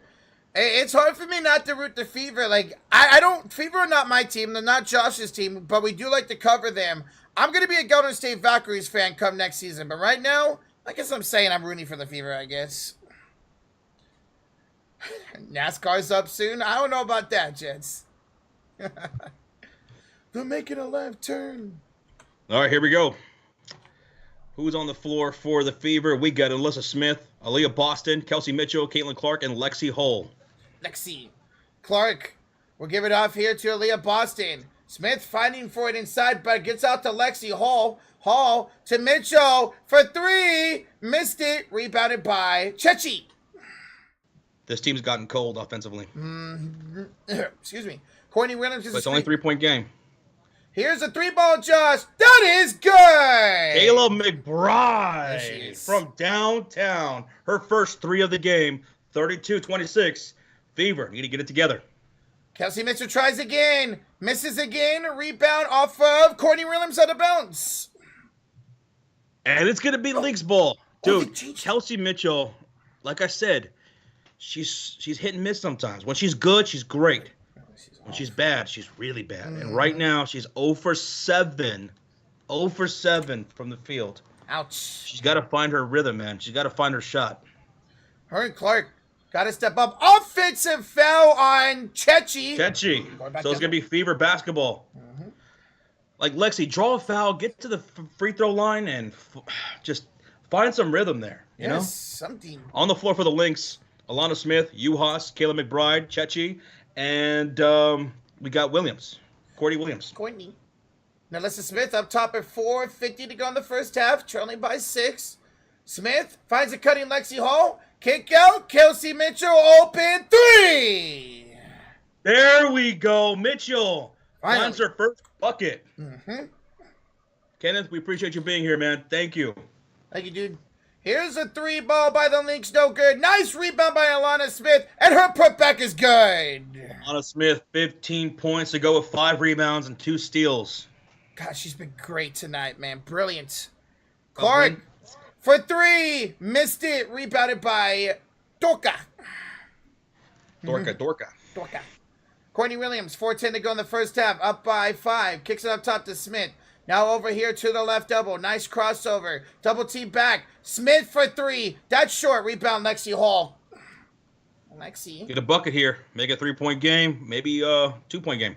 Here's Nalissa Smith inside. Nalissa missed the layup. Boston plays cleanup. Dude, Aaliyah Boston caught the rebound with one hand and then put it back up with that same hand. Impressive. She never touched it with the other hand. Williams to Smith. Blocked out of bounds by Aaliyah Boston. Dude, Aaliyah Boston's eating right now. 11 points, 8 rebounds, an assist, and now a block. A block. Dude, this is the Aaliyah Boston. We want to see the 2-time All-Star already. 3:40 to go. 3-point game. His 3-ball. McBride is short. Long rebound, though, goes back to Carlton. Hands it off, McBride. Layup. Oh, we ripped out. Alana Dorkic, though. She scores. All right, Dorka Uhas with the putback bucket. Dude, she is tall. Caitlin for 3, and she got it! Caitlin Clark knocks down the deep 3 while falling, dude. Nice. Clark with 5 points now. She said, okay, Kayla McBride, you hit a 3. Now I'm going to hit a 3. Let's go, CC. I thought that was going to be an in-1 for a second. And a foul here by the Fever. Lexi Hull with the personal foul. 3:03 left to go here in the second quarter. It's a 2-point lead for the Lynx, 36-34. Let's go, man. And bounce here for Minnesota. Carlton. Oh, somebody fell there. It was McBride. But yeah, here is Kayla. Her layup is good. All right, Kayla McBride. She's awake, man. 7 points now. Here's Kelsey Mitchell. Short in the 3. Gets her own rebound. Put back. Yes. Kelsey Mitchell, her second field goal of the game. So that's good. That's damn good. Both her and McBride are alive here in the second quarter. It's Courtney Williams. Deflected pass to Juhas. Back to Williams. Her back inside. Bad pass. It's a turnover. I'm sorry, that was her third field goal, Kelsey Mitchell. So she's got 3 now. Since being 0 for 7, now she's 3 for 11. Okay. Officials timeout on the floor. 38-36. Minnesota leads it. Caitlin Clark has 1 assist, 5 points, 1 assist, and 1 rebound. Timeout, official timeout with 2:31 to go. Bro, guys, we're 50 likes away from 400, over 700 in the chat. During this timeout, hit that like, hit that sub button. We got a game, folks. I can't believe we are 50 likes away already from 400 in the first half. Yes, sir. Y'all are amazing. Thank y'all for the support. We have a good game right now. Minnesota, they were looking great to start off the second quarter. Fever were getting into a bit of a scoring drought, but then here comes Aaliyah Boston, Kelsey Mitchell. She finally starts hitting from the field, 3 field goals after being 0 for 7 from the field. Caitlin Clark hitting that big 3. So now Indiana's starting to close out this quarter a lot stronger than they were starting it off. And we have a 2-point game. I guess you could say the Fever are heating up to 103. What's up, Tyler? How you doing, man? What's up, dude? She needs 2 more assists to beat Kelsey Plum's record, says Maria. Wow. That's it? Okay. She could do that. Oh, yeah. She could definitely do that. I can't believe she only has 1 assist right now, man. I want to see her try to get some more assists. I want to see her get a triple-double tonight. Today. Dang it. Tonight. Yeah. If she wants to get those assists up, just feed Boston inside, because Boston can't miss. Aaliyah Boston cannot miss right now. She's about to have a double-double in the first half, Aaliyah Boston. Absolutely. My goodness. And for the Lynx, if you're a Lynx fan, Alana Smith, she is incredible today. 5 for 9 from the field with 5 rebounds, 1 assist, 15 points, multiple steals. She's just fantastic on both ends, man. Kayla McBride, she's 3 for 8 from the field, 1 for 5 from downtown, 7 points. Kind of like Kelsey Mitchell, she just started finally picking it up here around the middle point of the second quarter. She had nothing in that first quarter, so McBride starting to find herself on the offensive end. And Caitlin Clark, she hit that 3 recently, so yeah, the guards, Mitchell, Clark, and McBride starting to pick things up a little bit. Which is what I was asking at the end of the first quarter, because they didn't have anything. Nope. Pretty much. Only Clark had 2 points between the 3 of them. Love it, man. It's a little bit more of a faster pace here in the second quarter. I want to see these guards continue to get out, get open. Let's get some threes, man. I love when it rains. You love when it rains? I love when it rains. Purple rain. Yeah, it's only the second quarter. Yes. It's only the second quarter. There's plenty of game left to go. Plenty of game. I'm still hoping for our very first overtime stream in the WNBA. Yes. Could we get that today? Dame Dollar? Ooh, I like that sweat outfit. What? That's nice. She's wearing a Dame. Is that Dame Dollar? Yeah. Dame Dollar clothing? I wasn't even aware he had clothing line. Me either. All right, here we go. Back from the timeout. 2:22 left to go. Fever have the ball. Clark for 3. Short this time. Rebounded by Smith. On the floor for the Fever, Katie Lou Samuelson, Aaliyah Boston, Kelsey Mitchell, Caitlin Clark, and Erica Wheeler. For the Lynx, Carlton, Smith, Juhas, McBride, and Courtney Williams. Carlton finds it out to Uhas. Back to Carlton. 9 to shoot. 2 minutes to go. Kick out. Alana Smith. Too strong on the 3. Rebound. Kelsey Mitchell. Outlet pass to Caitlin Clark. The guitar would take the lead. Clark inside. Kick around Wheeler. Samuelson back to Wheeler. Against Williams. Screen. 3 ball. Erica misses. Rebound Uhas. Go inside, man. Yes. Go inside. That's where your success is right now in this game. Inside. Attack, attack, attack. Alana finds it back to Williams. 1:30 to go here in the first half. Uhas for 3. That's no good. Rebound, Aaliyah Boston. Aaliyah Boston. Aaliyah. Caitlin. She will hand it off. Samuelson for the 3. No good. Rimmed out. God. That's back-to-back-to-back threes missed by the Fever, man. Yeah. Attack, man. Smith got Samuelson on her. Alana. Travel. Yeah, that's a travel. Oh, yeah. Oh, pack a suitcase next time, why don't you, Alana Smith? A travel turnover, Fever ball with 107 left to go in the second quarter.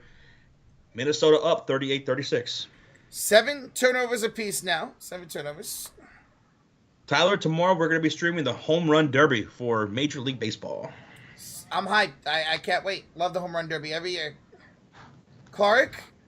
Attacking down low. Oh, threw it off the backboard. Oh, they're going to say it's out of bounds off of the Lynx, actually.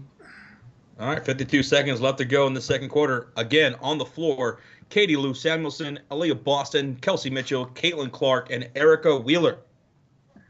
Wheeler needs to go. Yeah, Lexi Hull's definitely been playing better than her. That's for sure. Yeah, no doubt, no doubt. 23 likes away from 400. That is awesome. Thank you, guys. Once again. All right, come on. Bounce. Aaliyah Boston up top. Finds it to Wheeler with 7 to shoot. Back to Clark. 5 to shoot now. Clark's got to hurry up. She'll try to drive against McBride. Put it off the glass and in. There you go, Clark. Let's go. Dude, the Fever are having tremendous success in the paint. Inside. Let's go. Clark with 7 points. Smith around. Crossover here for Carlton. She would give it up top to Williams. Williams screened by Uhas. Courtney inside for Dorka. Uhas goes up. Misses it. Rebound Boston. Aaliyah Boston, 10 rebounds, double-double. Oh, and a bad pass on the outlet pass to Kelsey Mitchell. Gets away from her. Remember, Kelsey Mitchell, I mean, she doesn't really do a good job catching passes anyway. Yeah. You got to put it right in her hands. Hey, 5 gifted memberships. Avatar! Let's go for the Rockies and Cubs and Rangers wins today. Nice. Let's go, baby. Thank you. Thank you so much, Avatar, for the 5 gifted memberships. Heidemann.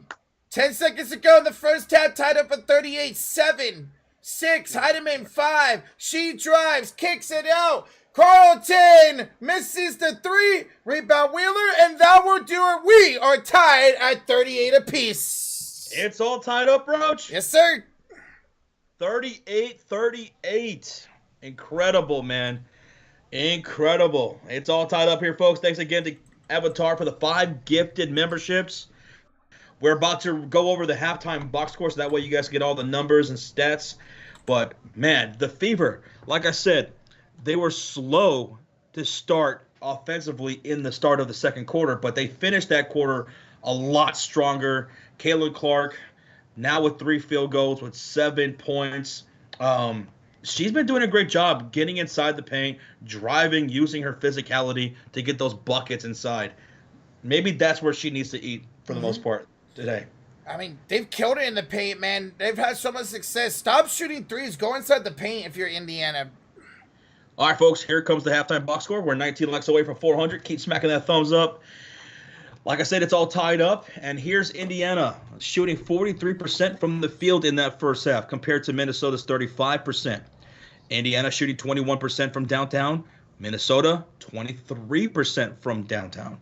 8 turnovers in that first half for the Fever. 7 turnovers for the Lynx. Each team with 20 rebounds in that first half. So the Bigs have been doing a fantastic job, man. Fantastic job. Now here come the starting lineup for the Indiana Fever. Katie Lou Samuelson, 3 points, 1 steal, 1 assist, 1 rebound. Nalissa Smith, 6 points, 2 assists, and a rebound. Kelsey Mitchell, 7 points, 3 rebounds, and 1 assist. She's 3 for 11 from the field. She started off 0 for 7 shooting. Caitlin Clark with 7 points, 1 assist, 1 rebound. And Aaliyah Boston, a double-double in the first half. 11 points, 10 rebounds, 1 assist, and 2 blocks. Incredible performance in the first half by Boston. Off the bench, 2 points for Dantas with 2 rebounds. No points for Erica Wheeler, and 1 rebound she has. Lexi Hull, 2 points off the bench with 1 assist and 1 rebound. Moving on to the Lynx starting lineup. BC, Bridget Carlton. She's 1 for 7. That's similar to what she did against the Seattle Storm in the previous game. She shot 1 for 8 from the entire game for the entire game. She's 1 for 7 here in the first half with 3 points. She does have 3 assists and 3 rebounds. 15 points for Alana Smith, 6 rebounds, 3 steals, and 1 assist. Alana Smith putting in that work. Juhas, she's got 4 points with 6 rebounds and 2 fouls.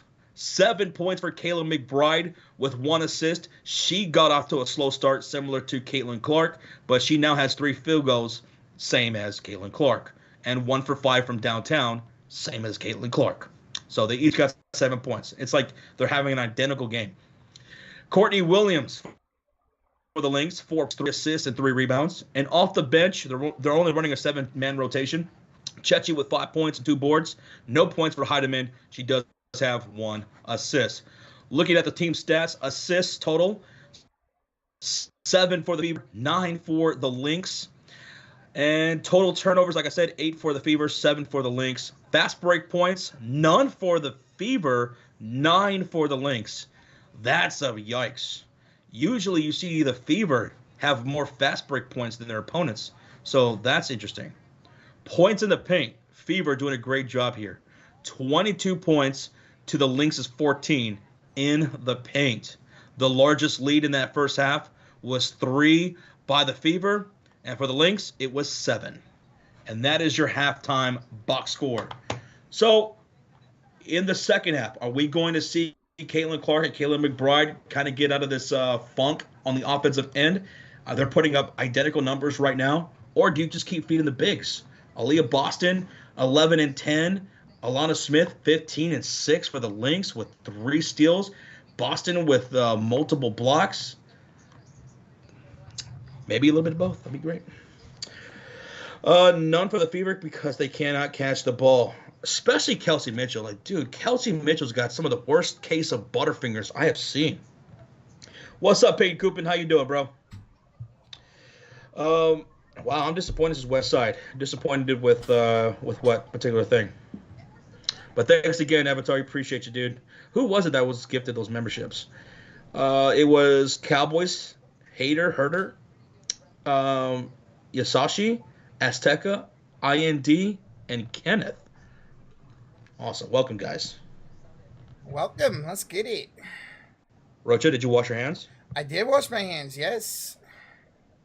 Bigwood says, don't lay a finger on my butterfinger. I used to love those commercials back in the day with The Simpsons. With Bart Simpson. You know what they need to bring back? The Butterfinger BBs. Those were amazing. Those were the best way to eat Butterfinger. Because I love Butterfinger. But they could get really messy and they crumble everywhere. But the Butterfinger BBs, those were perfect. Bring those back. I've never heard of those. That was before your time.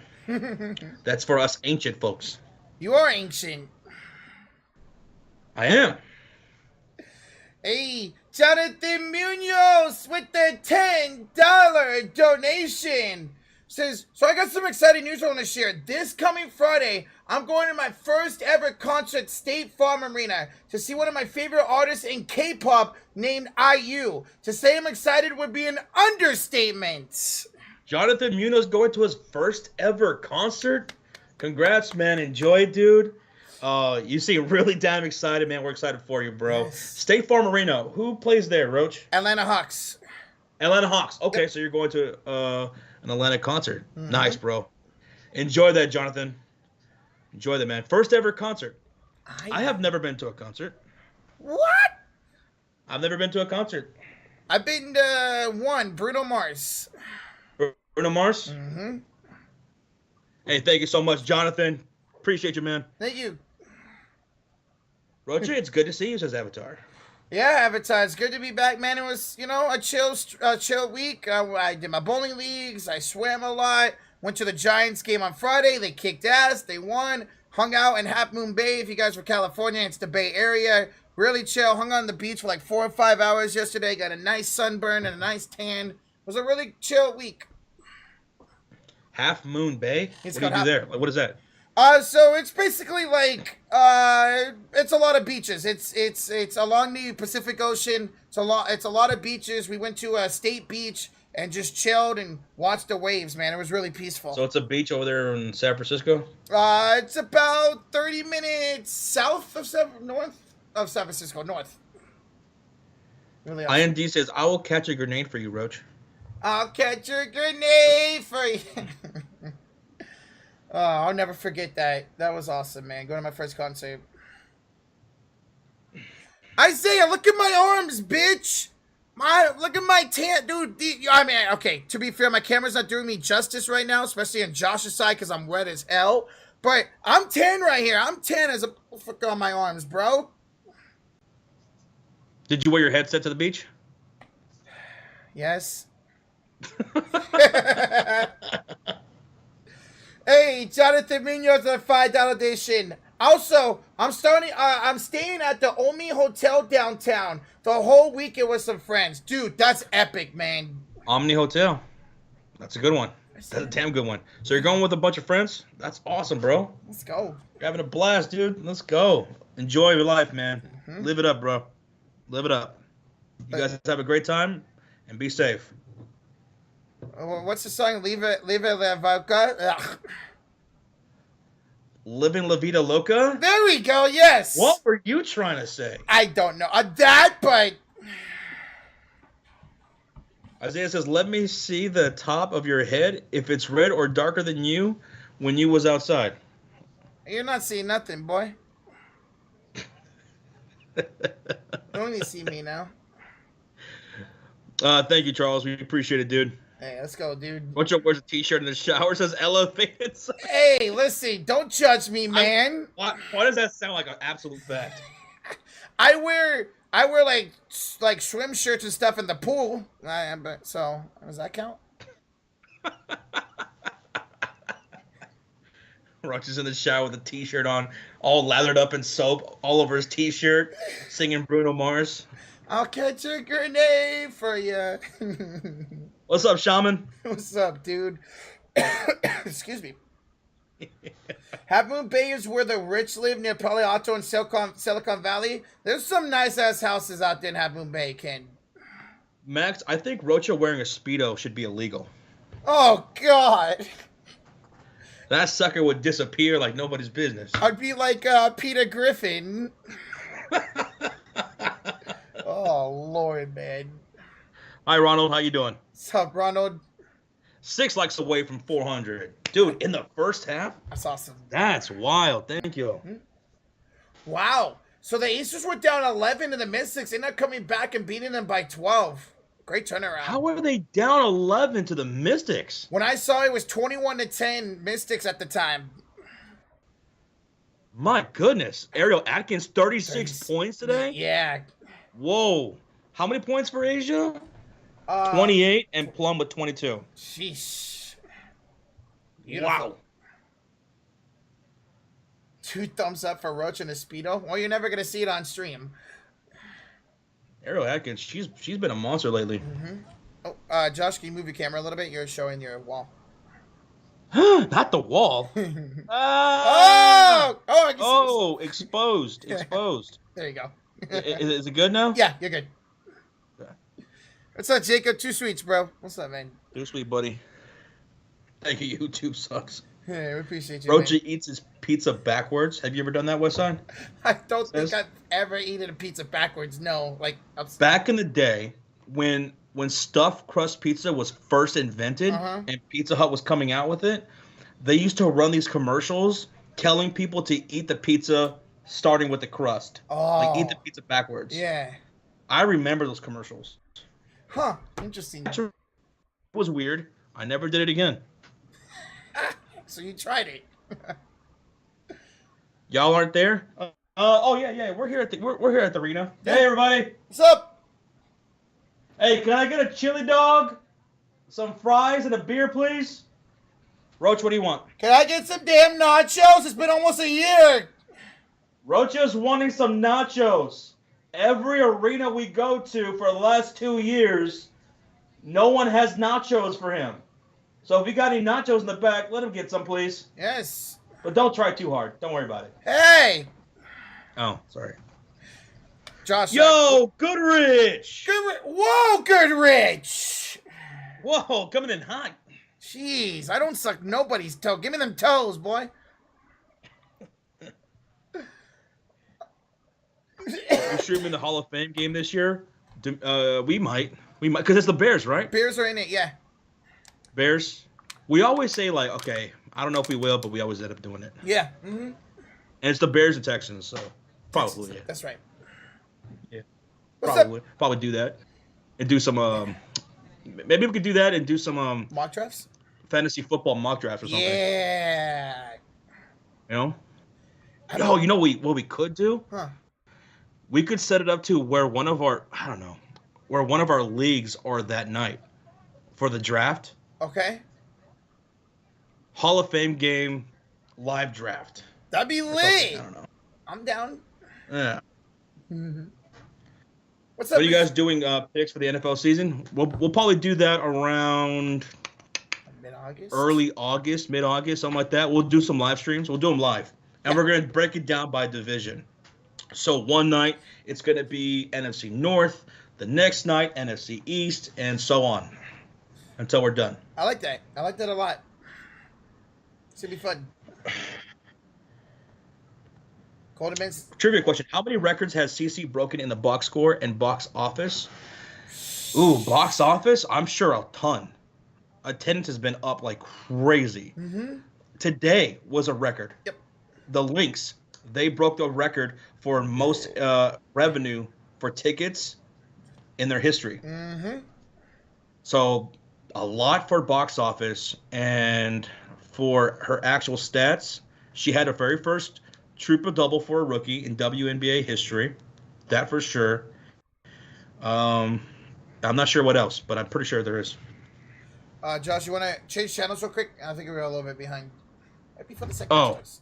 Has the game started? Not yet, but I know we were a little bit behind. We had to sync up earlier, just in case. Okay. But I'm trying to think what else. She broke a couple more records. I saw that she has like the most like points, rebounds, and assists for a rookie, like a certain amount. Yeah. To start her career. Mm-hmm. She's awesome, man. She's gonna continue to break records with how good she is. Hell yeah. Over 400 likes now, baby. Let's go. Thank you. Hell yeah. And Isaiah said we wouldn't get 400 likes. Man. Shh. Boy. That's why Roach is going to suck on those toes later. What the hell is wrong with you?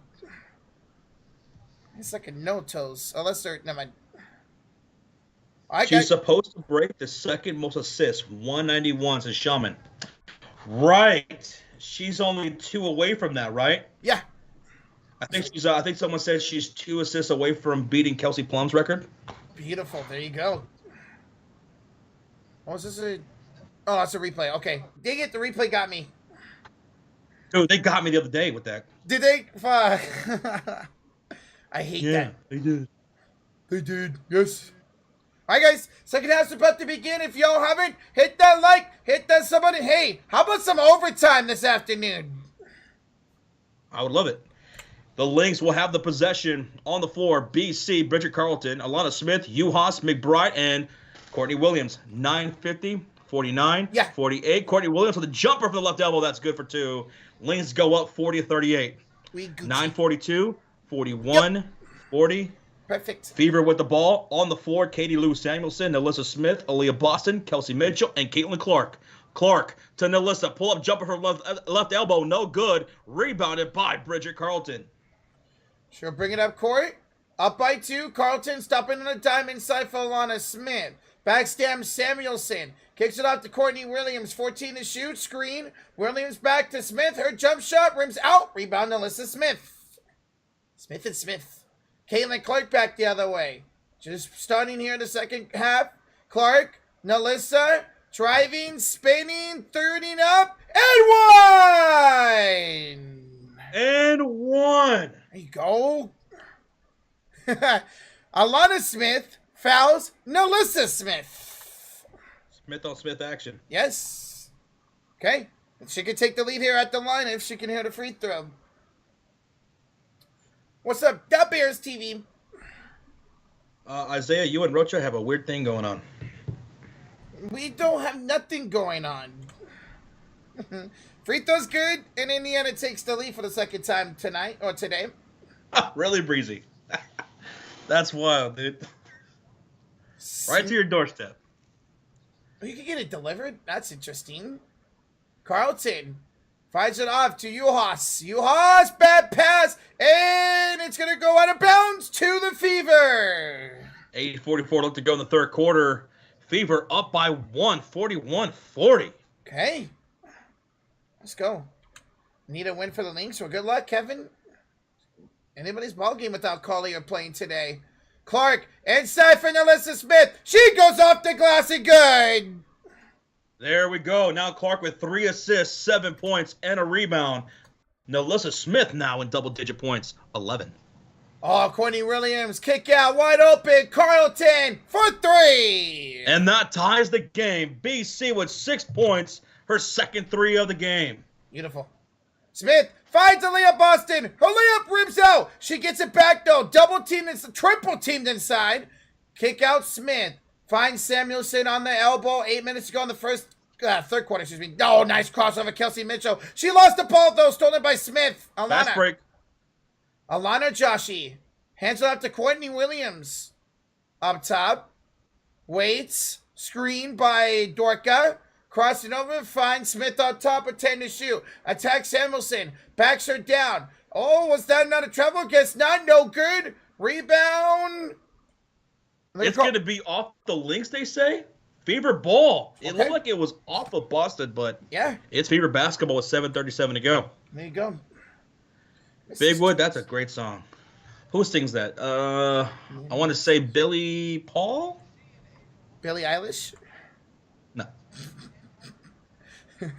Samuelson has it up top, screen by Nalissa Smith. It's Kayla Clark down the lane. Kayla, oh, she missed the layup, but Boston plays cleanup. Boston's been playing cleanup all game long. 13 points for Aaliyah Boston. 12 rebounds. God, double-double, baby. Here's Juhas. Kicks it off to McBride. Kayla, screened by Alana Smith. McBride kicks it back out to Juhas. Dorka goes inside, floats it up and in. Juhas. Juhas. Tie game. Juhas now with 6 points and 6 boards.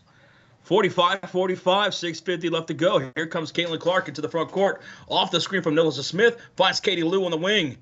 She almost tried to get it to Nalissa Smith. Bad pass to Caitlin Clark is going to go out of bounds. And that's going to be a turnover. Lynx basketball. Bro, Lexi, I mean, I know Samuelson can shoot, but I want to see Lexi Hall start for the Fever going forward, man. Christopher, so far we have our rookie of the year being Caitlin Clark. Mm-hmm. Tyrese, though. Williams, screen, a couple of screens on top. Finds McBride.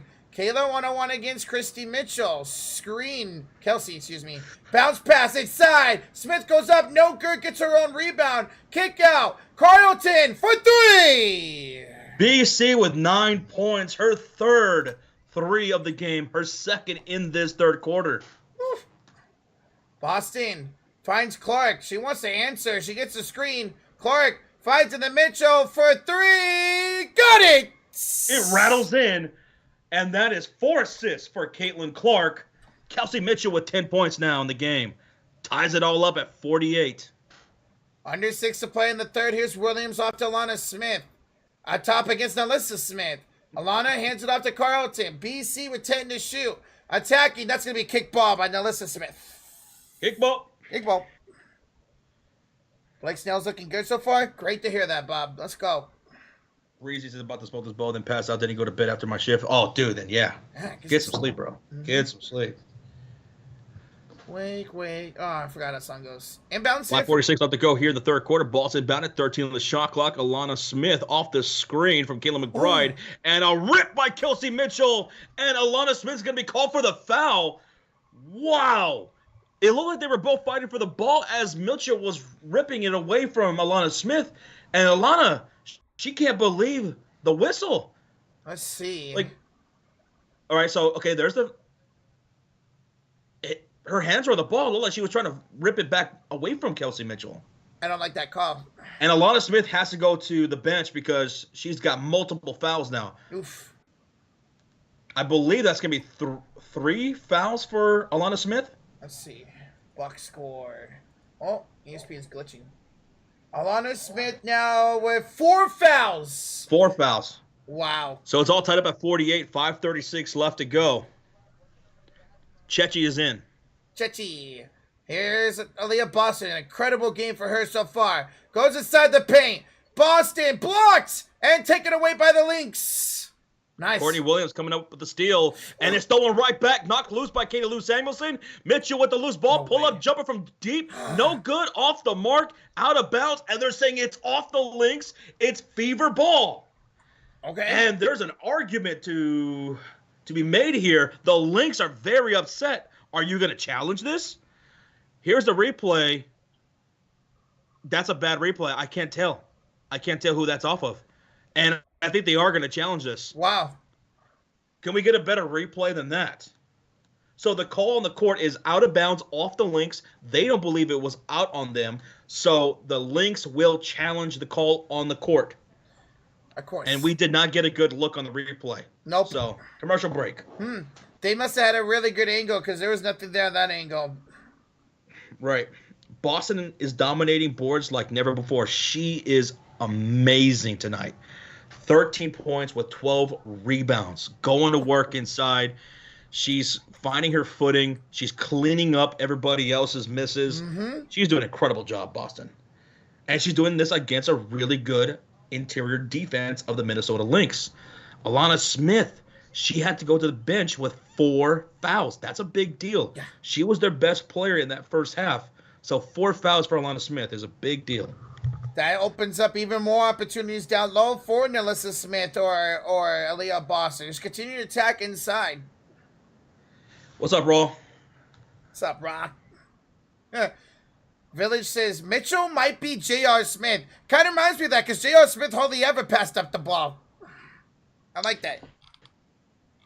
Jason says, remember that Caitlin Clark has a history of terrible migraine headaches. Also, this may be the time of the month for CC. She may have terrible cramps. God. I did not know about the terrible migraines. Neither. That I did not know. I also suffer from frequent migraines. I get migraines all the time, and it's really awful, dude. I did not know that about her. Same. That's got to be tough, man. To be an athlete and have frequent migraines. Dude, migraines are no joke. They could be sometimes crippling, dude. Like you can't focus on nothing. You can't. Your eyes are hurting. No, any kind of noise hurts you. Everything just hurts. Sheesh. I did not know that. Like imagine trying to play a game with a big headache like that. You just can't. We've seen a lot of players miss games with the migraines. What's up, Rajier? Yeah, dude. That's why we call it the clutch quarter. It's not how you start. It's how you finish. And one thing the Fever needs to learn as a young team is learn how to close out games better. And we'll see. This is a tough team they're playing against on the road, so it's going to be a good test. It's going to be a good test. Hey, Mike Nixon, 44 months in the Cota Ferry Elite, baby. Says, yo, what's up, Joshua Rocha? How you been, my brothers? I've just been chilling and helping out my high school football team. We are going to East Stroudsdale's College on Thursday for a 3-day camp. Dude, Mike, I know you've been doing this for a while, dude. Congrats, man. I'm still staying with it, bro. Yeah. And good luck on the season. Mike Nixon, thank you so much for the 44 months, brother. Thank you, dude.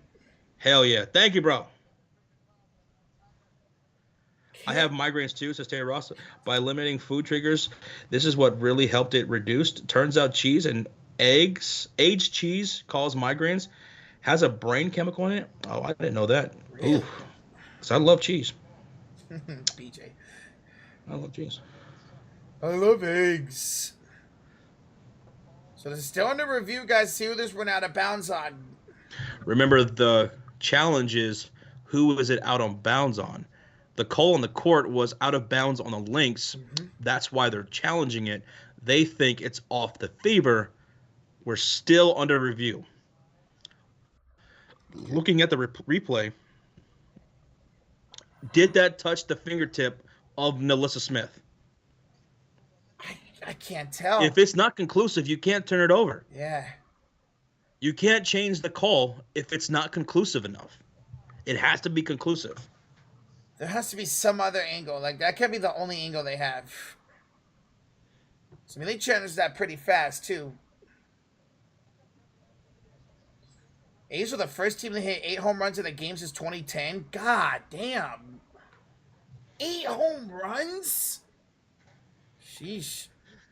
All right, I think we're gonna have a call finally. We have a huddle up by the Zebras. The Zebras. Roger, where we at, dude? Guys, we are 60 likes away from 500, baby. Let's go. Thank y'all. 60 away? Let's go.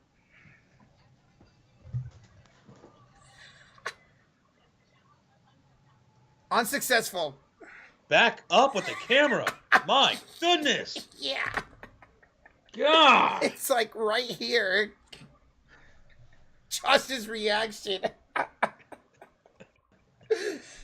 All right, so unsuccessful challenge. Lynx charged with the timeout.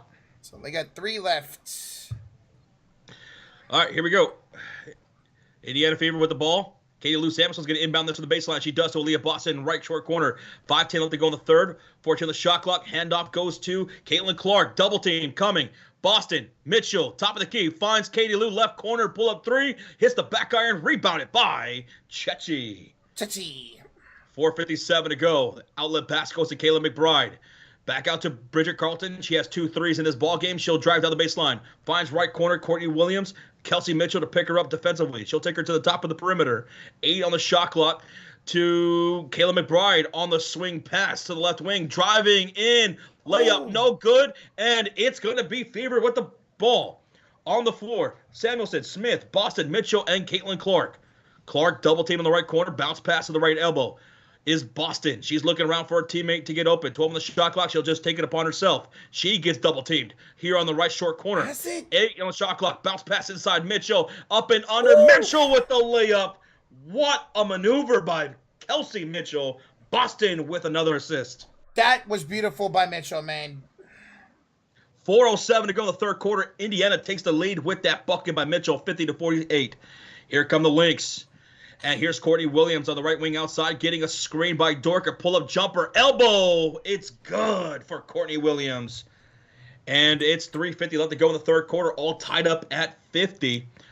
Caitlin Clark bringing it across the halfway mark, and a deep shot from 3 is no good by Clark, rebounded by the Lynx. She only has 1 3, does Caitlin. BC, the drive, the dish. And that's going to be Dorka kicking out to Kayla McBride in the right corner. Boston picking her up. Now Clark swings it to Bridget Carlton. Puts it up. No good. Rebounded by Aaliyah Boston. Her 13th of the game. Go ahead, Roach. All right, here's Caitlin Josh. She's driving into... Oh, behind the back pass goes off the foot of a Lynx player out of bounds. Wawa. Wawa. This game is 50-50? Mm-hmm. Literally. Oh, yeah, literally, yeah. It's literally 50-50. Oh, my God. You're stupid, Indy. Keep smacking that thumbs up, folks. Let's get to 500 likes. We're 45 away. And the ball's going to be inbounded from the baseline. Wheeler to, that's going to be a turnover by Caitlin Clark. When she caught it in bounds, her heel touched the out-of-bounds marker. So, turnover, Lynx ball. Got to be smarter than that, man. 3:17 left to go. 317. Indianapolis. That's your area code. There you go. Let's go. All right. 3:12 to go now here. Here's Carlton. She finds it off to Williams. Gets a screen, crosses over against Clark, kick back out to Dorka. Hands it out to McBride. Back to Uhas. Inside, Uhas scores! Uhas. 52-50, Lynx up. 2:55 to go. Wheeler. Always got the headband on. Gets it off at top to Lexi Hall. Screen by Nelissa Smith. Lexi tries to drive back out to Hall in the elbow. Tries to feed inside for Boston. Does get it out to Leah. She will back down here. Nope. Handed off to Caitlin Clark. Clark sets it. Fires. Misses again for downtown. Rebounded by Chechi. Xana Lassini kicks it out top to Clark. Oh, she lost it. Caitlin Clark with the steal. Behind the back dribble for Clark and a reaching foul on Xana Lassini. That's going to be against Chechi. Chechi. Right? Yeah, that was on Chechi. Yeah, 2:26 left to go here in the third quarter. Minnesota Lynx up 52-50. Coney is going to check in for Uhas. Good. Oh, okay. This is our first time seeing her today. Mm-hmm. Sika Coney coming in. I see the ref say challenge. I saw the ref do this. Oh, maybe they want to take foul? Oh, she got poked in the eye, I guess. Yeah, when she was going for the take foul, Caitlin Clark kind of like tried to wave her off, right? Yeah. And I guess in the process, poked her eye. So. And now the referees are talking. Play under review. Yeah, that was not intentional. No. She didn't try to hit her in the face. She was being grabbed, and Caitlin Clark was like trying to wave it off. Like, get off of me. And accidentally got poked in the eye. Yeah. There's nothing flagrant about that. This is under review for a possible hostile act. So again, Caitlin Clark was bringing it up court. She gets grabbed by Chechi, and as she's getting grabbed, Caitlin Clark's like, "Get off me!" And Chechi gets poked in the eye. But it wasn't a hostile act by Clark. She was being grabbed, and she said, "Get off me!" Yeah. It wasn't intentional. So this can't hold up. And this can't be a hostile act. I'd be very shocked if this is a hostile act. I've noticed the refs in the WNBA are overly sensitive. I've noticed that too. I mean, I think this happened also in one of the games that we streamed, JB Taylor, where the referees were looking at a possible hostile act when there really wasn't anything there at all. Yeah. And this is just incidental. I mean, Kayla Clark was the one being fouled, being grabbed by Chechi, and Clark was just going like this to get her off of her. Mm-hmm. And that's how the poke in the eye happened. She didn't go and hit her in the face or go to poke her in the eye. So that can't be a hostile act against Caitlin. There's no way. If anything, that's a take foul on Chechi. Clark has yet to score here in the third quarter. 7 I'll be right back. Okay. 7 total points for Caitlin Clark. Guys, during this flagrant review, if you haven't already, hit that like button. We have almost 800 in the chat. We're 30 likes away from 500 likes. So hit that like, hit that sub button. Right now, they're looking to see this is a flagrant foul on Caitlin Clark, which it should not be. Now they're holding up, so we'll see what the call is here very soon. But yeah, here she got her arm grabbed. Like, can't call that a flagrant. Excuse me. All right, let's see.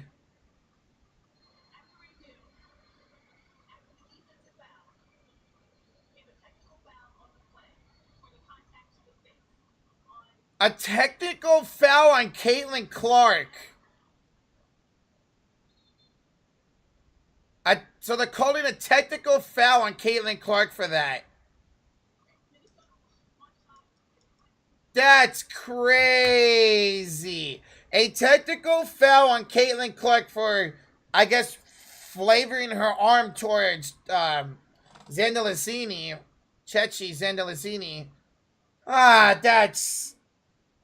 That's crazy. I don't know about that call, man. So it'll be technical free throw here for the Lynx, and then it'll be inbounds for the Fever. That's weak. That's freaking weak, man. Like, how is somebody gonna have their arm held, try to get out of it, and they're the ones called for a technical foul? That's Wow. All right. Technical free throw is good for McBride. 53-50 Minnesota inbounds here. Coming up for Indiana. That's weak. That's very weak, man. That's wow. All right, inbounds here for the Fever, trailing by 3. It'll be Wheeler to Boston, back to Erica Wheeler. She'll have it here on top against Courtney Williams. 15 to shoot, screen by Boston. Wheeler crosses, drives, lost the handle, gets it back, kicks it out to Caitlin Clark, throws it up, no good, rebounded by Coney. Sika Coney. Here's Courtney Williams back the other way, attacking Caitlin Clark. Williams double team, kick out. Bridget Carlton for 3 again. She's got her 4th of the game, and it's 56-50 Minnesota. BC for downtown. She's got 12. All 12 coming from the 3-point line. Clark inside to Alyssa Smith, who was held by, I think, Carlton. 1:45 to go in the third. Inbounds coming up here for Indiana. It was the first foul in 2 minutes. Yeah, happy MLB draft day. Yeah, Mike, the MLB draft's the one draft I really don't pay attention to, but hopefully Giants get somebody good. All right, so what happened? Did they call it hostile act? They called her for a technical foul on it. Yeah. That's bogus, man. Clark for 3. She missed too strong. Lexi Hall flies in for the rebound. All right, so they're in the bonus. Indiana's in the bonus. Okay. Here's Caitlin Clark, Josh with it once again. Caitlin from downtown. Air ball. Dante saves it. 3 seconds to shoot. Kick out. Wheeler for 3. Too strong. Rebound out of bounds. Last touch by the Lynx. Wait, they're discussing. And now the refs are discussing this or what? And they now, changed the call. It's Lynx ball, and Alyssa Smith is upset. Yeah. 1:22 left to go in the third quarter. Lynx up by 6. Oh, that's right, Nixon. Yeah, MLB draft today. Here come the Lynx with Carlton, McBride, Chechi, and Williams and Coney. Williams inside for Carlton. Kick out, McBride. Misses the 3. Offensive board, Coney. Nice. Williams jump shot. She's fouled by Alyssa Smith. That's a shooting foul, so 2 free throws coming up. 2 free throws coming up for Courtney Williams. Looking to extend the lead. Kelsey Mitchell checking into the game for Caitlin Clark. So they're going to sit Clark for the last minute, I'm guessing. So there's going to be Erica Wheeler, Lexi Hull, Dantis, Mitchell, and Alyssa Smith. Heideman's checking in for Kayla McBride for the Lynx. First look good for Courtney Williams, 57-50. 23 likes away from 500. Thank you all again so much for the support. Our next Fever live stream will be on Wednesday against the Dallas Wings. And a reminder, we will be live for the WNBA All-Star game. It's going to be Team USA taking on the rest of the WNBA All-Stars. Can't wait. That's next Courtney week. Williams knocks down both free throws. This is the largest lead today. Wow. 58-50. 1 minute to go. Here come the Fever. Wheeler here on the elbow. Give it off to Lexi Hall up top. Finds Alyssa Smith. Smith hands it off to Mitchell. Back to Hall. Hall drives against Chechi. Finds it to Smith. Down the baseline. She's double teamed. Got to give it up. Does it to Dantis for 3. Good! Dantis Oh. with the 3. Okay. 5-point game. Both teams in the bonus 40 seconds ago. No Caitlin Clark out there. No Aaliyah Boston. So Dantis hitting that 3 was big. Wow. Courtney Williams up top against Kelsey Mitchell. Screen. Williams. Pump fakes. Kick it out to Heineman. Goes up to grab it. Heineman almost lost it out of bounds. Finds to the Carlton. Now here's a deep 3. Chechi misses. Offensive board Carlton. Put back good. 60-53, a 7-point lead. 15 seconds left on the game clock. No shot clock here. Fans really excited right now. What's up, comedian? What's up, dude? Wheeler finds it off to Mitchell. 5 seconds to go. Back to Wheeler. 3, 2, drives, layup, no good. Ladies and gentlemen, hold up their force in the chat. What going to the fourth quarter? Minnesota up by 7. What quarter is it, Josh? Ladies and gentlemen, it is now time. It is time for what we call the clutch quarter here on this channel, because it's not how you start, it's how you finish. And Minnesota is up by 7. They did a great job in that third quarter for the most part, man. Bridget Carlton, she really came alive in that third. She's 4 for 8 from downtown. She hit 3 of those in this quarter and now has 14 points with 5 assists and 5 rebounds. So Bridget Carlton just went off. Yeah, the Lynx offense definitely looked a little bit better. The step up there in the third quarter. Josh, here's the deal. We know Indiana doesn't play well in the fourth, but I remember the last game I streamed, they were trailing going in the fourth. They had a really great fourth quarter. Let's see if they can get some of that out of them today. They're going to need it here down by 7. Kayla Clark is not having that great of a game. Yeah. Hopefully she picks it up here in the fourth quarter. But Aaliyah Boston, if all those fails, go to Aaliyah because she is not playing around today. She cannot be stopped by the Minnesota Lynx. No matter who they throw at Aaliyah Boston, they can't stop her. So you got to get out and run. It'll be tough if Bridget Carlton continues to shoot like this. Yeah. And remember, Alana Smith, she's got 4 fouls. So keep that in mind. And Kayla McBride, if she starts getting hot too, that could be even worse. So the Fever need to pick things up. Aaliyah Boston, Kelsey Mitchell, and Caitlin Clark need to come through. 13 and 13 for Aaliyah Boston today. Just a great game overall for her. Yes, Aaliyah Boston, fantastic. Fantastic, dude. But wow, Carlton, 4 3-pointers. We should have threw her in for predicted threes before the game, you know? Because she shoots over 40% from downtown. She's not as consistent as Kayla McBride, but when she's on, she's on. She can hit those shots. Love it, man. This Lynx team's got a lot of good shooters. No wonder why they're really good. 16 and 7 on the season. Believer 72 says, people got to remember, Aaliyah Boston was the best player in college basketball a couple years back. She was. Yeah, out of South Carolina. She was a number 1 overall pick in the previous draft to Caitlin Clark's.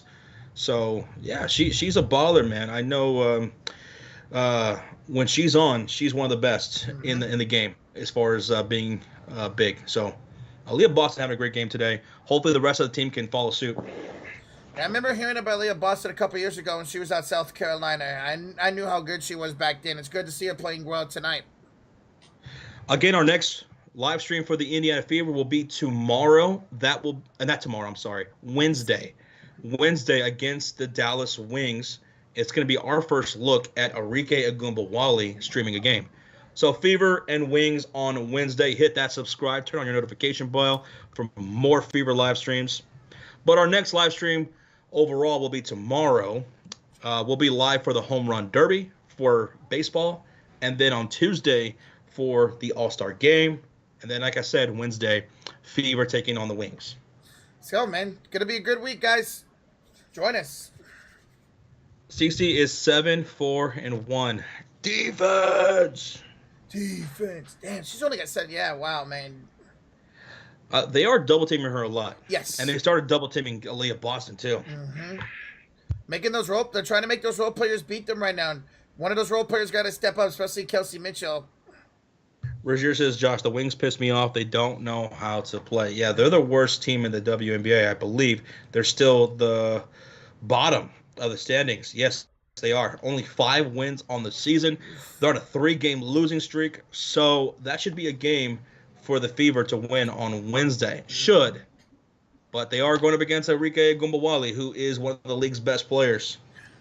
Love that last name, Agumbawali. Yep. She'll be playing with the WNBA All-Stars in the WNBA All-Star game against Team USA. She'll be teammates with Caitlin Clark and Angel Reese and Cordoso, Agumake. That's going to be a damn good team. And Jonquel Jones.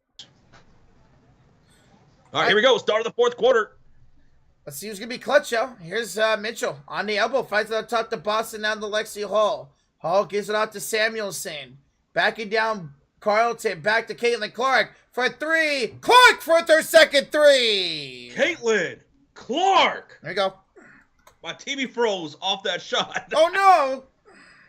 But let's go, CC. Big shot. That's 10 now for her. Heineman. We'll give it off to Williams. Kick out. Carlton for 3. She's got another one. Bridget Carlton, 5 3-pointers made. Bro, everything's frozen. What the hell? Yeah. Clark, 9:10 to go in the fourth quarter. We'll have it here on top against Heidemann. Bad pass, but Lexi Holt gets it back to Caitlin Clark. 7 to shoot. Clark is fouled up. Oh, defensive 3 seconds. Defensive 3 seconds called on Minnesota. So technical free throw coming up here, and then the inbounds for Indiana. But Lexi, she's in right now, JJ. Lexi's in right now, which I like. I like Lexi Hall a lot. Like a lot.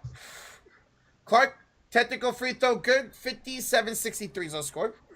On the floor for the Fever, Katie Lou Samuelson, Aaliyah Boston, Kelsey Mitchell, Caitlin Clark, and Lexi Hull. For the Lynx, Bridget Carlton, Courtney Williams, Chechi, Coney, and Heidemann.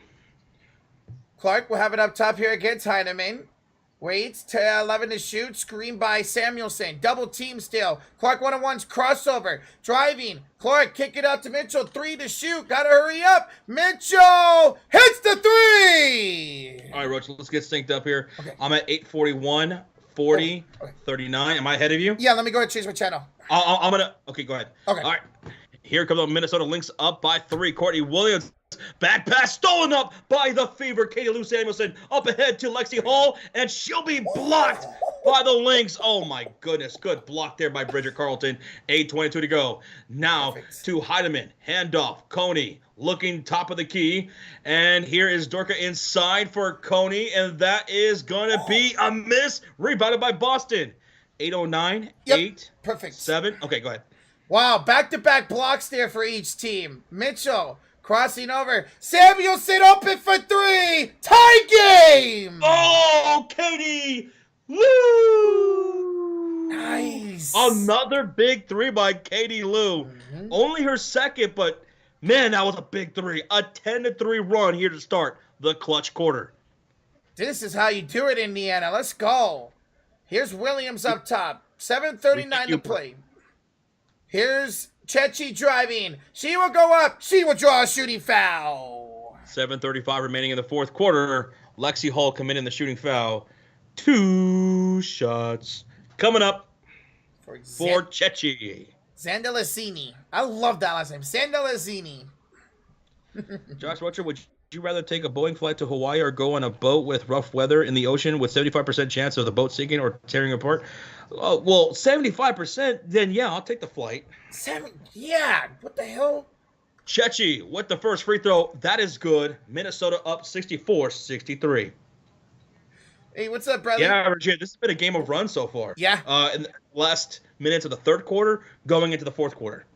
It was a 6-0 run in the third quarter for the Lynx. Now a 10-3 run to start the fourth quarter for Indiana. All right, we're 8 likes away from 500. Keep smacking that thumbs up if you guys are having a good time. We greatly appreciate it, just like we appreciate you guys being here. Chechi knocks down both free throws to put them up 65-63. 7:27 to go in the fourth quarter. Caitlin Clark will bring it across the halfway mark. Hits Katie Lou in the right short corner. Pump fake. She'll drive with the baseline. Out to Lexi. Swings it to Mitchell. 7 to shoot on the left wing. She has the ball. She's wheeling and dealing to Katie Lou. She'll drive down the heart of the lane. Layup off the bank. It's good. Beating the shot clock. Katie Lou. Okay. Here's Uhas. Uhas will give it off to Alana Smith. Back in with the 4 fouls. Courtney Williams jump shot. That's short. Rebound Caitlin Clark. Bro, Indiana could take the lead here. Clark attacking Carlton. Caitlin still trying to attack. Crosses over. Drops Carlton. Gets the layup. Timeout, Minnesota. Indiana leads 67-65. 6:43 to go. How about Caitlin Clark on that driving layup, Roach? Dude, she put the moves on Carl. Watch this. She's going to drop her right there and score it, man. Woo, that's a highlight. Yes. Broke her ankles, Roach. Roach, have you ever gotten your ankles broke like that? No, but I've broken somebody's ankles before. Literally. You go this way, I go that way. This way down. Yes, let's go, man. Keep smacking that thumbs up. We are 1 like away from 500. Who's going to be the hero? Who is it going to be? And don't forget to hit that subscribe. Our next Fever game will be on Wednesday against the Dallas Wings.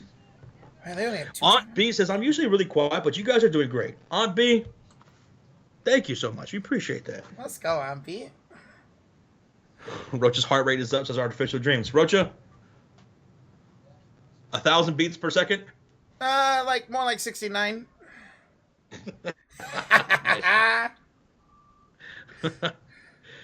Oh man, Katie Lou Samuelson. How about her though? Katie Lou, 8 points, but those were crucial 8 points in big moments of the game. 2 threes, and how about that driving layup down the heart of the lane with the clock winding down, beating the shot clock, bank in. Yeah, hey, it might be a Sunday here in the States, but the bank is open, baby. Dang, Jamie Taylor. Shut up, Jamie Taylor. Snell is pitching a perfect game right now, Rocha. I don't say that. I shouldn't have said that. No, No. Hey, I was about to say, no, you're good. Never mind. Screw you. Sorry. Daniel, don't say that, man. Oh, my goodness. But let's go, bro. Great to hear that. What's up, man? The Dodgers blew a lead 2 times in a row against my Tigers yesterday. Dang. Good. But you know what, though? What? Cubs won.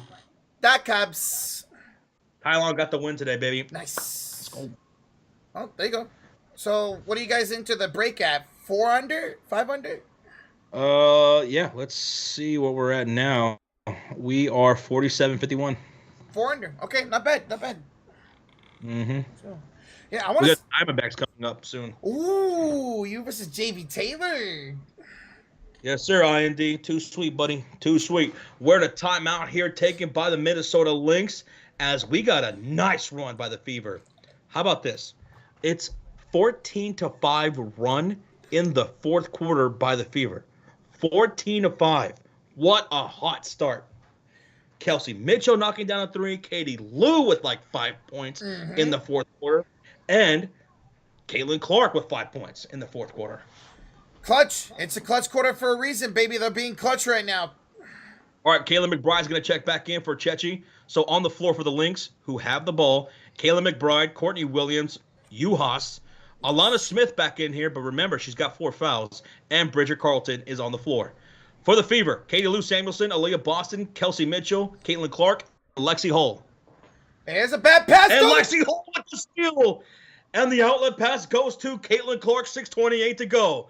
Clark to Katie Lou on the left wing. 16 on the shot clock, 6:23 to go. Katie Lou dribbling out to the right short corner. She's met by Alana Smith. She backs her down into the paint. To the top of the perimeter goes Lexi Hull. She'll take Courtney Williams off the dribble. Ball's knocked loose out of bounds. It stays Fever ball with 5 on the shot clock. Dude, Are we synced up or do I have to change? No, we're synced up. We're good. Go ahead. Yeah, perfect. All right. Inbounds here. 5 to shoot only. 5 to shoot. Right? Yeah, 5 to shoot. Clark's going to inbound it from her own baseline. Got to hurry up. Bounce pass. Samuelson. Layup. Too strong. Rebound. McBride. Damn. All right. Oh, my goodness. We got a crazy game right now. Kayla up top against Clark. Finds it to Carlton. Show drive against Mitchell. Back her down. Kick out. Smith for 3. Got it! That was a line drive shot. There was no arc to that shot at all. Yeah. I don't even know how that went in. Same. Alana Smith coming up big to put them up by 1. 68-67. Come on. We need them to get a 2 here for 69. Mitchell up top. Attacking Carlton. Nice. Step back deep 2. 69 for Indiana. Nice. Kelsey Mitchell, long shot. Let's go. All right, that's 17 points for her. Ooh. Let's go. Remember, she leads the team and points per game with 16, almost 17. Lexi Hall, good defense here. Courtney Williams, 10 to shoot, 5:18 to go in regulation. Bad pass by Williams, and it's on the floor, picked up. Deep 3 is way off, out of bounds to the Fever. Indiana ball. Rocha, do you have a fever? Oh, I got a fever of 103. Where we at, Roach? 75 likes away from 600. Let's go. Love it. Thank you, guys. Chechi checking in for Dorka Uhas. Yes. On the floor for the Fever, Katie Lou Samuelson, Caitlin Clark, Lexi Hull, Kelsey Mitchell, and Aaliyah Boston. Caitlin, around the screen for Boston.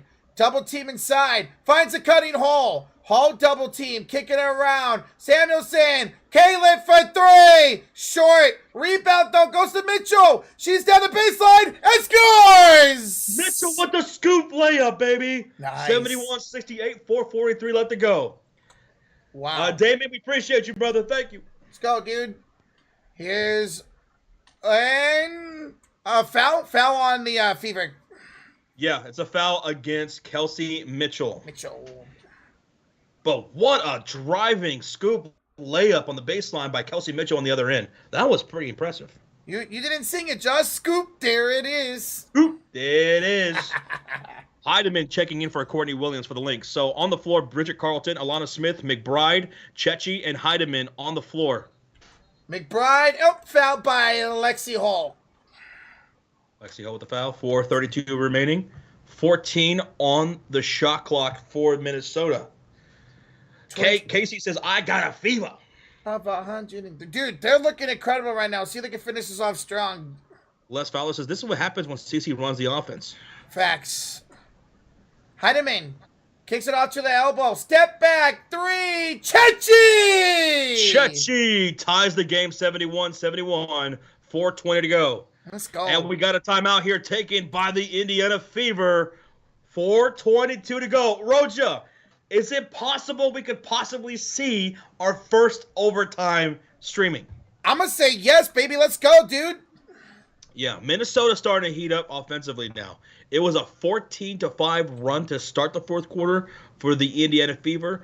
Now Indiana's outscoring them 18-11. So Minnesota's starting to come back a little bit. They've hit a couple of big threes, one from Chechi and one from Alana Smith. Alana Smith, 18 points for her, 17 for Bridget Carlton, 10 for Chechi, 8 points for Kayla McBride. For the Fever, Katie Lou Samuelson, 8 points. Aaliyah Boston with a double-double, 13 and 14 for her. Kelsey Mitchell, 19 points with 4 rebounds and 3 assists. Caitlin Clark, 13 points, 5 assists, 2 rebounds. And Lexi Hull with 2 points and 2 rebounds. Like I said, 4:22 left to go. If you're brand new, hit that subscribe. Join us for more Fever streams throughout the season. And playoffs, right? Playoffs. Right now, the Indiana Fever hold a 7th seed in the standings above Chicago, who just dropped 2 in a row to the Liberty. So we got you for Fever games. Our next one's going to be on Wednesday against the Dallas Wings. So hit that sub, turn on your notification bell, and make sure to smack that thumbs up because every like puts a smile on Roach's face. You don't want me to lose my smile like Shawn Michaels. We're 47 likes away from 600, so that's awesome. Thank you guys for the support. My goodness, man. What a game right now. It's a 50-50 game. It could go either way at this point, bro. Whew. I liked it earlier when somebody said, oh, yeah, it's a 50-50 game, when it was actually 50-50 at the time. Now it is an actual 50-50 game because back and forth has this clutch quarter gone so far. Bro, imagine a buzzer beater. Dude. A buzzer beater by, like, Caitlin Clark. Or maybe Katie Lou. Yeah. Katie Lou's been hitting big shots. Or I would love a buzzer beater for the win. if you're on the other side, maybe a 3 for the win by McBride or Bridget Carlton. Probably Bridget Carlton. She's been the hot hand, man. Mm-hmm. She's shooting 50% from the field, 5 for 9 from downtown, 17 points. Let's go. I called it earlier. It's going to be a close game. Well, Dream Team, you're damn right, man. Let's go, dude. On bases sides, Coach Sides needs to let Caitlin Clark call the plays. Yeah, exactly. Exactly. That's something she hasn't really let her do on a consistent basis. Sometimes she completely just makes sure everybody just sticks to the play at hand. But Caitlin Clark's so smart. She knows when to adjust and just let her do her thing. Let her run the offense. I know she's a rookie, but she could do it. And she might make mistakes, but so what? She's going to be great. That's how the great ones always learn, man. Mm-hmm. Let her do her thing. 4:22 left to go here in the fourth. You know who I want to start seeing going again too? Who? Aaliyah Boston. Yes. Aaliyah Boston was tearing them up for 3 quarters. Let's get Aaliyah Boston something. Let's go. All right. 4:20 to go here in the fourth quarter. Caitlin Clark will hand it off to Kelsey Mitchell. There's Aaliyah Boston off to Lexi Hall. Hall up top here, 1-on-1 with 12 to shoot. Crosses, kicks off. Mitchell for 3. That's going to be off. Rebounded by Carlton. On the floor for the Lynx, Carlton, Alana Smith, McBride, Chechi, and Heidemann.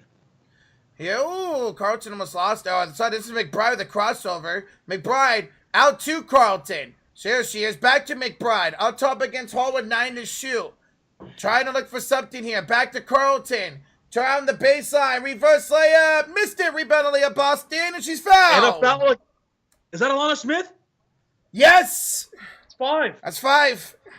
5 fouls against Alana Smith. One more, and it's hit the road, Jack. Yep. And don't bring your ass back no more. No more. So a loose ball foul called against Alana Smith. Fever are going to have the ball with 3:42. This is the clutch moments of the game right here. Looks like 5 fouls. Keep smacking that thumbs up. We are 36 likes away from 600. Beautiful. Thank you. Looks like they keep Smith in there with the 5 fouls. So got to be careful. It's Caitlin Clark with it. Screen by Leah Boston. Clark to Boston. Kick out and around. Lexi Holt for 3. Missed it. Rebounded by Carlton. Ooh, that was a good look, too. It was wide open. 3:16 to go. What? McBride. Kick out Carlton up top against Boston. Inside for Smith. Bad pass. Off for Smith out of bounds to the Fever. Fever ball. Fever ball. 3:09 left to go in the clutch quarter. Jeez. Looks like Lexi's going to check out. Oh, we got timeout, Roach. Oh. Timeout by the Fever. Okay. Timeout right here. Bro, if the Fever can pull off this victory with Minnesota Lynx being 10-2 at home, even without Nafisa Collier, they're still a dangerous team, as we can see. This would be an impressive road win for the Fever if they can pull it out. Yeah, just like that very impressive win last week against the New York Liberty, man, to be able to go on the road and beat New York and then come on the road and be able to beat a team like Minnesota, very impressive. They got to finish strong. Oh, yeah, Nancy, there's no way Caitlin Clark gets benched right here. Oh, no. That would be absolutely ridiculous if she did that. Yeah. Absolutely.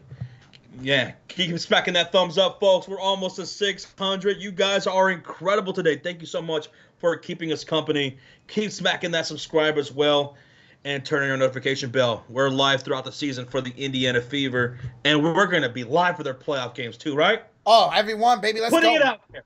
Yes. They will make the playoffs. Let me, I don't have a magic 8-ball, but if I had one, I'd rub it right now. Pause. Well, yeah. Give the ball to Mitchell or Wheeler. Wheeler's not going to be out there. Clark will pull the coach out of the game before that happens. Facts, dude. There you go, Bigwood. There we go, man. All right, here we go. Inbounds for Indiana. 3:09 to go. And regulation. We could get our first overtime tonight. It's Caitlin Clark with the ball off to Samuelson.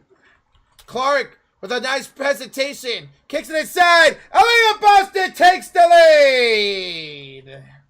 Aaliyah Boston back on the board.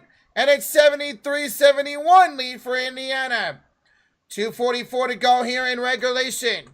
It's Williams out top to Carlton. Drives it against, Samuelson pulled up a little bit, but she looks all right. Williams up top against Clark. 7 to shoot, screen. Williams to a step back, 3-ball. Chechi off the back iron. Rebounded by Aaliyah Boston. Aaliyah Boston scored? Yes. All right, so Aaliyah Boston has 17 points with 15 boards. Beautiful. Woo! What's up, William? What up, William? Here's Caitlin. Screen by Mitchell. Clark crossing. Screen against McBride. Kick it out. Samuelson inside. Aaliyah scores again. Aaliyah Boston. 75-71 timeout by Minnesota. 2:02 to go. Can you believe? Oh, I believe it, baby. Do you believe? I'm looking right at you. Do you believe or no? See or no? PJ, believe. Believe in something, PJ. Wait, what's that I hear? I believe in Joe Hendry. Oh. We got 1,000 people in this house. Let's go. Let's go, man. Skyland Johnson says, I do. I believe. Let's go. David says, I picked it. I believe. Let's go. Brelus says, I believe. I freaking believe. Let's go, says Nancy. Babesters. I'm a believer, says Destiny. I'm a believer. Fibers Flash says, I believe in Joe Hendry. Bop, bop. Double J says, I believe I can fly. I believe I can fly. William Wright, let's go Indiana Fever. Let's go Fever. Let's go Fever. I got a fever dream. Any Minnesota Lynx fans in the chat, you guys have been playing a hell of a game too, even without Collier. What a game this has been. It's been pretty close for the most part. I don't think there's been a single double-digit lead between either team. So, good game today. Good game. Early, easy like Sunday morning. That's a good joke. I like that. And we just hit 600 likes, baby. Thank you. Thank y'all so much for 600 likes. Caitlin Clark, 13.6 assists and 2 rebounds. And we got a 3 by Kayla McBride off the timeout. Courtney Williams with the assists. Beautiful. 74-75. Indiana leads with 1:47 to go. Clark crossing over, driving inside. Caitlin fouled. Shooting foul by Kayla McBride sends Clark to the line for 2 shots. 2 shots. Let's go. 1:43 to go. On the floor for the Fever, it's Caitlin Clark, Lexi Hull, Kelsey Mitchell, Aaliyah Boston, and Katie Lou Samuelson. For the Lynx, Bridget Carlton, Alana Smith, Kayla McBride, Courtney Williams, and Shechi. Clark knocks down her first free throw. All right, so 2 timeouts, and they're in the bonus. Second free throw is good by Caitlin Clark. Indiana is in the bonus for the remainder of the game. Here comes Courtney Williams to bring it up court for the Lynx. 1:37 to go. They're down by 3. Here's a pass off to McBride. Kayla finds Alana Smith back to McBride. She tries to drive. Step back. 3 ball. No rebound to Alana Smith. Nice. Back up top and around. McBride missed it again. Rebound by Samuelson. Go! Oh. Dude, you gotta love how Katie Lou Samuelson came out to play today, man. Absolutely. She's putting in work. Caitlin attacking. Brings it back out. 1:05 to go in the fourth quarter. 1-on-1 here against Carlton. Screen by Boston. Inside is Clark. Kick out and around. Hall 4 to shoot. Samuelson's going to have to heave it up. Nope, they're going to take a 24-second violation. 24 second. Okay, 54 seconds remaining in the fourth quarter. We are almost at 700 likes. So let's get this sucker up to 700. If you haven't done so and you're enjoying the live stream, easiest way to show support is simply hitting that thumbs up. Let's get to 700. 88 away. All right, 54 seconds to go. Let's see if the Lynx could tie the game here with a 3. Regier, do you believe? Do you believe, Regier? Do you believe? Did they use their advance here? No, they didn't. Okay. All right, so on the floor for the Lynx, again, it's Bridget Carlton, Alana Smith, Kayla McBride, Courtney Williams, and Shechi. All right, here's Courtney Williams. Out top here against Kelsey Mitchell. Finds it to Alana Smith. Out to Bridget Carlton. Carlton against Samuelson. 10 to shoot, screen. Carlton, nowhere to go here. Kicks it up, back up top. McBride driving. McBride fouled on the floor. Foul on the floor. Whew, 35 seconds remaining in the fourth quarter. That was a foul against Caitlin Clark. That's her 3rd, I think. So 14 on the shot clock for the Minnesota Lynx as they inbound this one. On the floor for the Fever, Katie Lou Samuelson, Boston, Mitchell, Clark, and Hull. inbounds for Courtney Williams. Up top, both teams now in the bonus. Williams finds it off to Chechi, hands it off to McBride. Double team. 5 seconds to shoot. Back out to Chechi. She's going to drive inside. Alana Smith is using blocked by Kelsey Mitchell. And Aaliyah Boston saves it in bounds. 17 seconds to go, and now Minnesota's got a foul, and they do. Courtney Williams fouls Kelsey Mitchell to send her to the line for 2 shots. 2 shots. Wow. What a defensive stop by Kelsey Mitchell, and what a heads-up play by Aaliyah Boston to save it in bounds, man. Nice. Oh, my goodness. Great hustle. That's what Great hustle. It's incredible effort. That's what you want to see out of this team, man. Let's go. All right, 2 free throws coming up for Mitchell. If you guys are loving this, hit that thumbs up. We are 67 likes away from 700.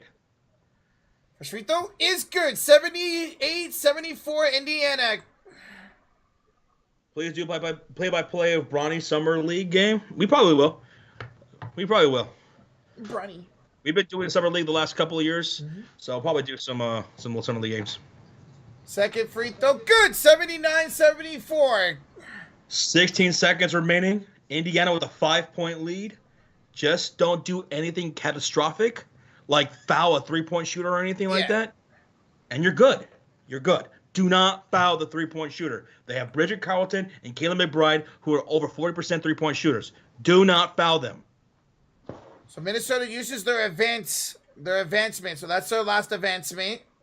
Gotta hurry up here on the inbounds. And is that not a... Oh, my goodness. They give him a lot of time. Deep three. Carlton misses. Rebound. Kayla Clark, and she's fouled with 10 seconds to go. Like Courtney Williams. Great job by Aaliyah Boston. Because Bridget Carlton, I told you she was going to take one of those two were going to take a shot from deep. And Aaliyah Boston was right there to contest a shot, but did not foul. Whew. Because that would have bailed them out if she did. Yep. And now Caitlin Clark to the line for 2 shots. And we're 45 likes away from 700. Thank y'all so much. Let's go. 80 to 74 lead for Indiana. One more free throw coming up. Caitlin Clark knocks down the first one. Second one is up and good. 81-74, a 7-point lead. And here we go. I think the Lynx are just going to let this one wind down, Roach. 5, 4, 3, 2, 1. It is OVA over. Indiana wins it 81-74. How about this, bro? What a win. What a win by the Indiana Fever. If you are a member, drop those Fever emotes in the chat. Indiana. Wow, dude. That 6th win versus Minnesota in years. Wow. Minnesota Lynx have only lost 2 games all season long at home. This is their third. The third. What a win by the Fever. So impressive. What a game by Aaliyah Boston. Kelsey Mitchell with 21 points. She was leading the way, but a double-double, a huge double-double by Aaliyah Boston. She had 17 and 16 with 4 blocks, bro. Jeez. Clark finishes with 17 points, 6 assists, and 3 rebounds. Katie Lou Samuelson, she was a good little X factor today. She only had 8 points, but all those 8 points came at crucial times in the game. MVP Boston today for sure. Okay. Jonathan Munoz with an 8-month highlighted comment. Yet another hell of a game, fellas. Great call as always. Too sweet, bro. Let's go, dude. Thank you so much, Jonathan Munoz. If you guys love that, hit that thumbs up. We are 20 likes away from 700. Thank you guys again for keeping us company, hanging out with us for this awesome, fun game. Caitlin Clark, the Indiana Fever, they're all smiles right now. This was an impressive win, Rocha, on the road against the Lynx. Even without Nafisa Collier, they're a tough team. Mm-hmm. And they were not easy to just put away. So a 7-point lead victory was impressive, dude. It was impressive. Yeah, you know, besides that letdown game early in the week against the Lynx, against the Mystics, where they turned the ball over 21 times, Indiana's played really well over the last couple of weeks. So just continue this momentum, and you should be able to beat a team that's the worst team in the league in Dallas on Wednesday. Thank you, Raul. Thank you, Carl, Terry Ross, Stanfin, Michael Evans, Nancy, as always. Jeff says you guys are a great play-by-play team. Well, thank you, man. We do this for basketball. We do it for the NFL. We're going to do this for baseball. Tomorrow, it's the Home Run Derby. So if you're a baseball fan, you want to come hang out with us, we're going to be doing that for the Home Run Derby as well as the All-Star Game. We do this for all sports. We do this for hockey as well. We're glad you guys had a good time. Thank you, IND, Nora Miller, Raymond, Hoosier Hermit, John, D. Ryan, Richard, J-Dog, Cassie, Chuck, Tony, Lamont, JD Lamonte, Damon, Terry, Rajier, Yusuf, too sweet buddy, Mary Clark, Harry Chu, Maria, thank you so much, Jason, Kenneth, Stanfin, Nora Miller, thank y'all so much. Double J, thank you. Two sweets, everybody. Appreciate y'all for a fun day today, man. And we hit over 700 likes, Roach. Let's go. Thank y'all. That's awesome, man. Jess says, can someone tell JB Taylor to put his shirt back on? JB Taylor! Hey, it's fine. He's doing the broken hose. Oh, my God, JB Taylor. Hell yeah, doctor, too much. Hell yeah. My goodness, man. What a great team victory for the Indiana Fever. And now they next face the Dallas Wings on Wednesday, which we will be live for. Dallas Wings, they're the worst team in the WNBA. Only 5 wins on the season. They're on a 3-game losing streak. So that should be a victory on Wednesday. But here's the thing. Don't get complacent going into that game. Don't think it's going to be a give-me game. Don't. Because that's what the Indiana Fever did against the Washington Mystics, Roach. You can't think, okay, this team is one of the worst teams in the WNBA. We're better than them. We're more talented than them.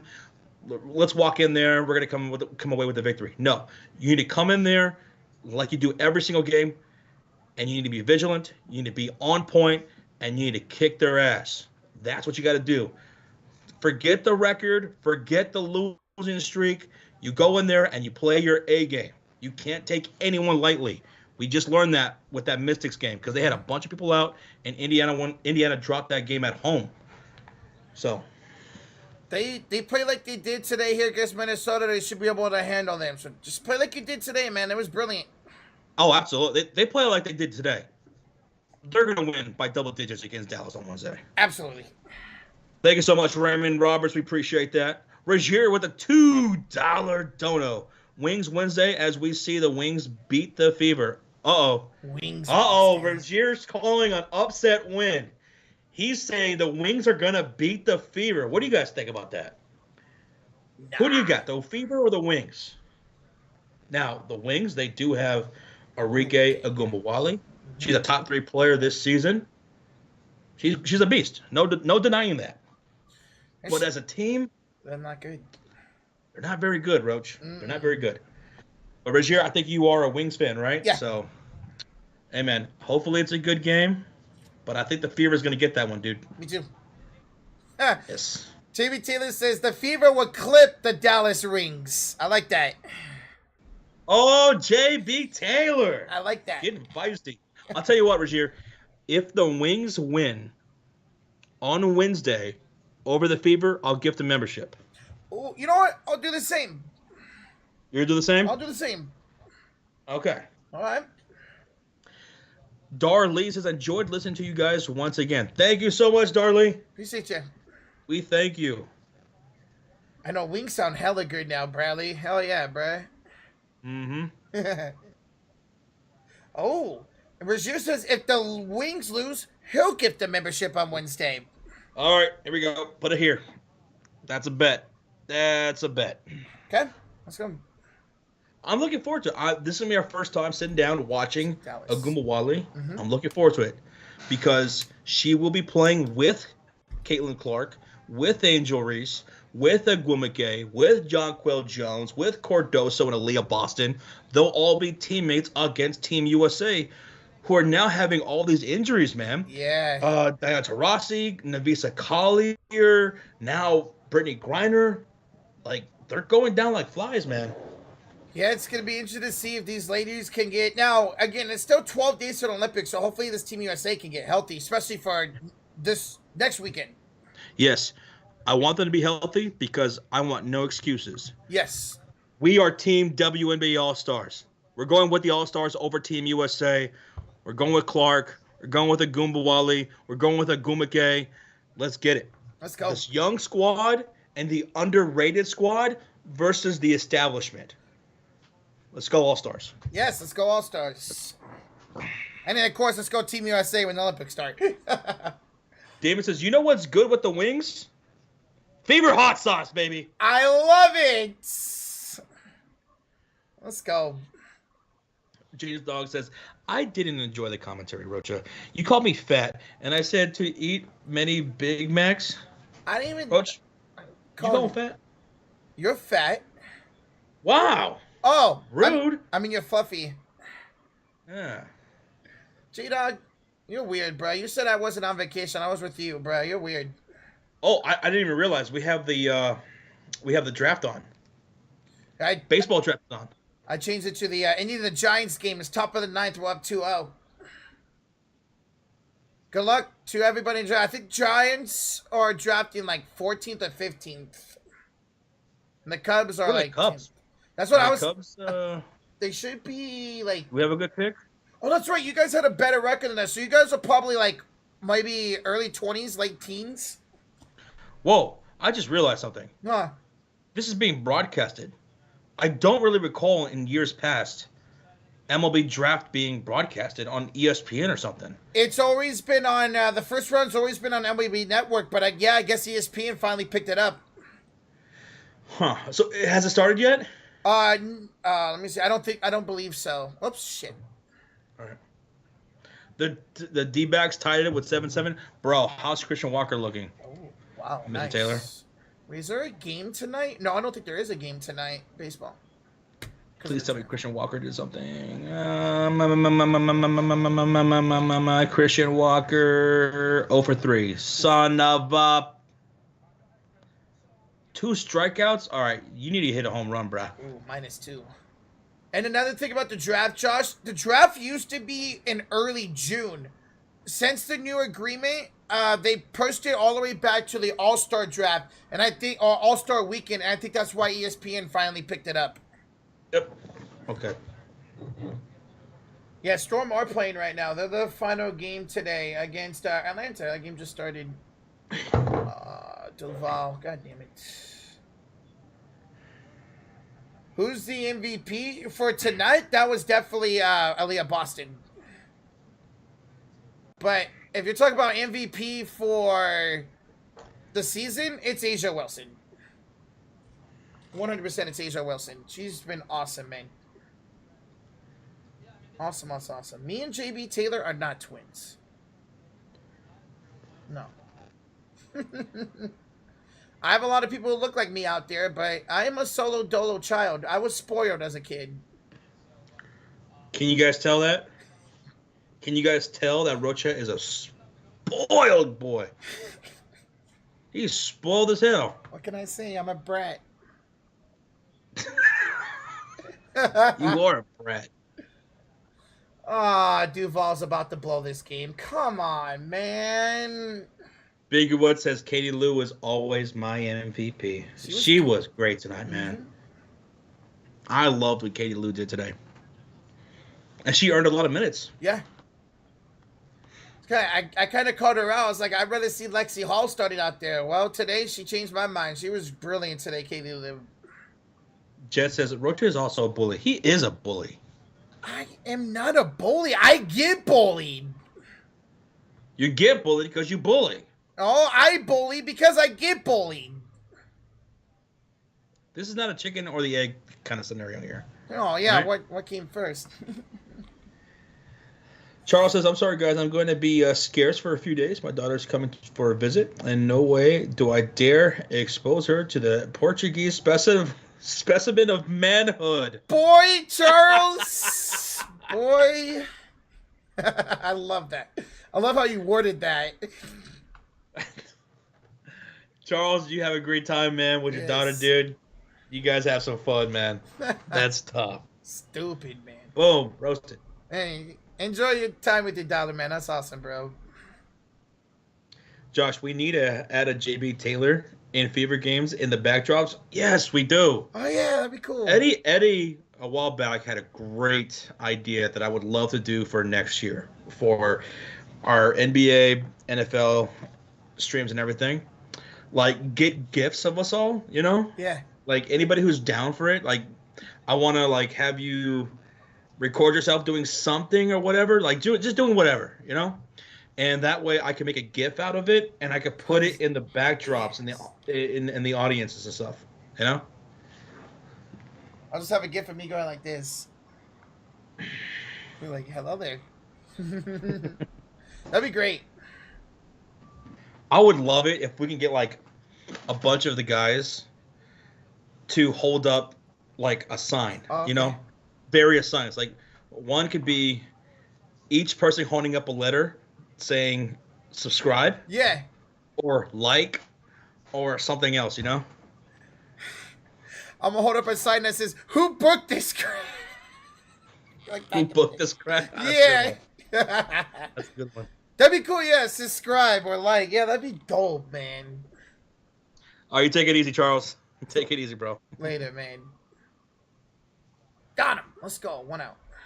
Josh versus Rocha in the eating contest. Rocha would win. Josh does. Rocha's like Kirby.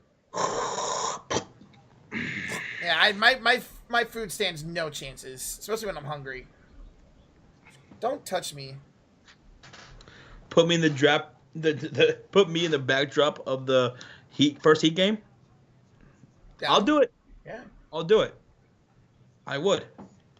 If you could send me a clip of yourself, I'll put you back there. Hell yeah. I'll put you back there. Manuel Margot.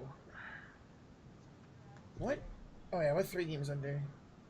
That would be pretty cool to do that for like members, you know? Yeah. If they wanted to. Mm-hmm. Where they could send a picture or a video themselves. Either one will be fine. And I could just put them in the back. Yes. I could put them in the crowd. That'd be a pretty cool idea. Yeah. For members if they wanted to do that. What you want to be put in the crowd like Little Rocha? Yeah. Oh, it's your stream on your end, so it's not there. Oh yeah, yeah. Yeah, I would definitely be down to do that. I would do that. It reminds me when during the bubble, when they had the fans on the little LED screens. Yeah. Yeah. Yeah. We should do that a long time ago, actually. That'd be lit. Showtime says, thanks for the live stream, fellas. Sorry I was late. I just got caught up to a live great team win. W as their defense and inside game won it with the shooting off from the outside, I'm sorry. Showtime, it's all good, Bren. It was a great win, great team effort. Congratulations on the W, bro. That was a great win, man. I want to see them attack more inside. That was a lot of fun. Mm-hmm. God damn it. Ashley says, how do Caitlin fans feel about the game? Well, Caitlin had a rough start to the game. She shot 5 for 17 from the field. She did have 17 points, 6 assists, 3 rebounds, 6 turnovers, 5 for 5 from the free throw line. You know, it was a rough start for Caitlin Clark, a very slow start, but she hit some big buckets when needed. She made some great plays down the stretch when needed. Dude, some of her passes today were just so much fun. She had that crossover where she dropped Carlton. That was awesome, and then drove it in. Oh, dude, yeah, that was sick, dude. Mm-hmm. And going to the free throw line, she shot 4 free throws in that fourth quarter, I think, late in the game, so to put it away. Mm-hmm. Aaliyah Boston, she was the player of the game, in my opinion, with 17 points, 16 rebounds, 4 blocks. Kelsey Mitchell with the most points, 21. But Boston MVP today. Oh, yeah. Easily. Boston MVP. It was her game today. So glad. Aaliyah Boston's turning into one of my favorite players to watch in this league. I'm glad she had a great game. 8 for 11 from the field. Ooh, she played with great confidence, man. She played with great hustle. 4 blocks. Yeah. 4 blocks. And that one play she made with Kelsey Mitchell where Kelsey Mitchell had the block, and the ball was going out of bounds. And Aaliyah Boston, she just hustles, saves it in bounds for Kelsey Mitchell, who got fouled and went to the free throw line. That was just brilliant. Brilliant effort by both. I want to see this effort from Aaliyah Boston every game. Sometimes she goes very quiet. My verify for Discord is annoying. Won't let me chat in your Discord.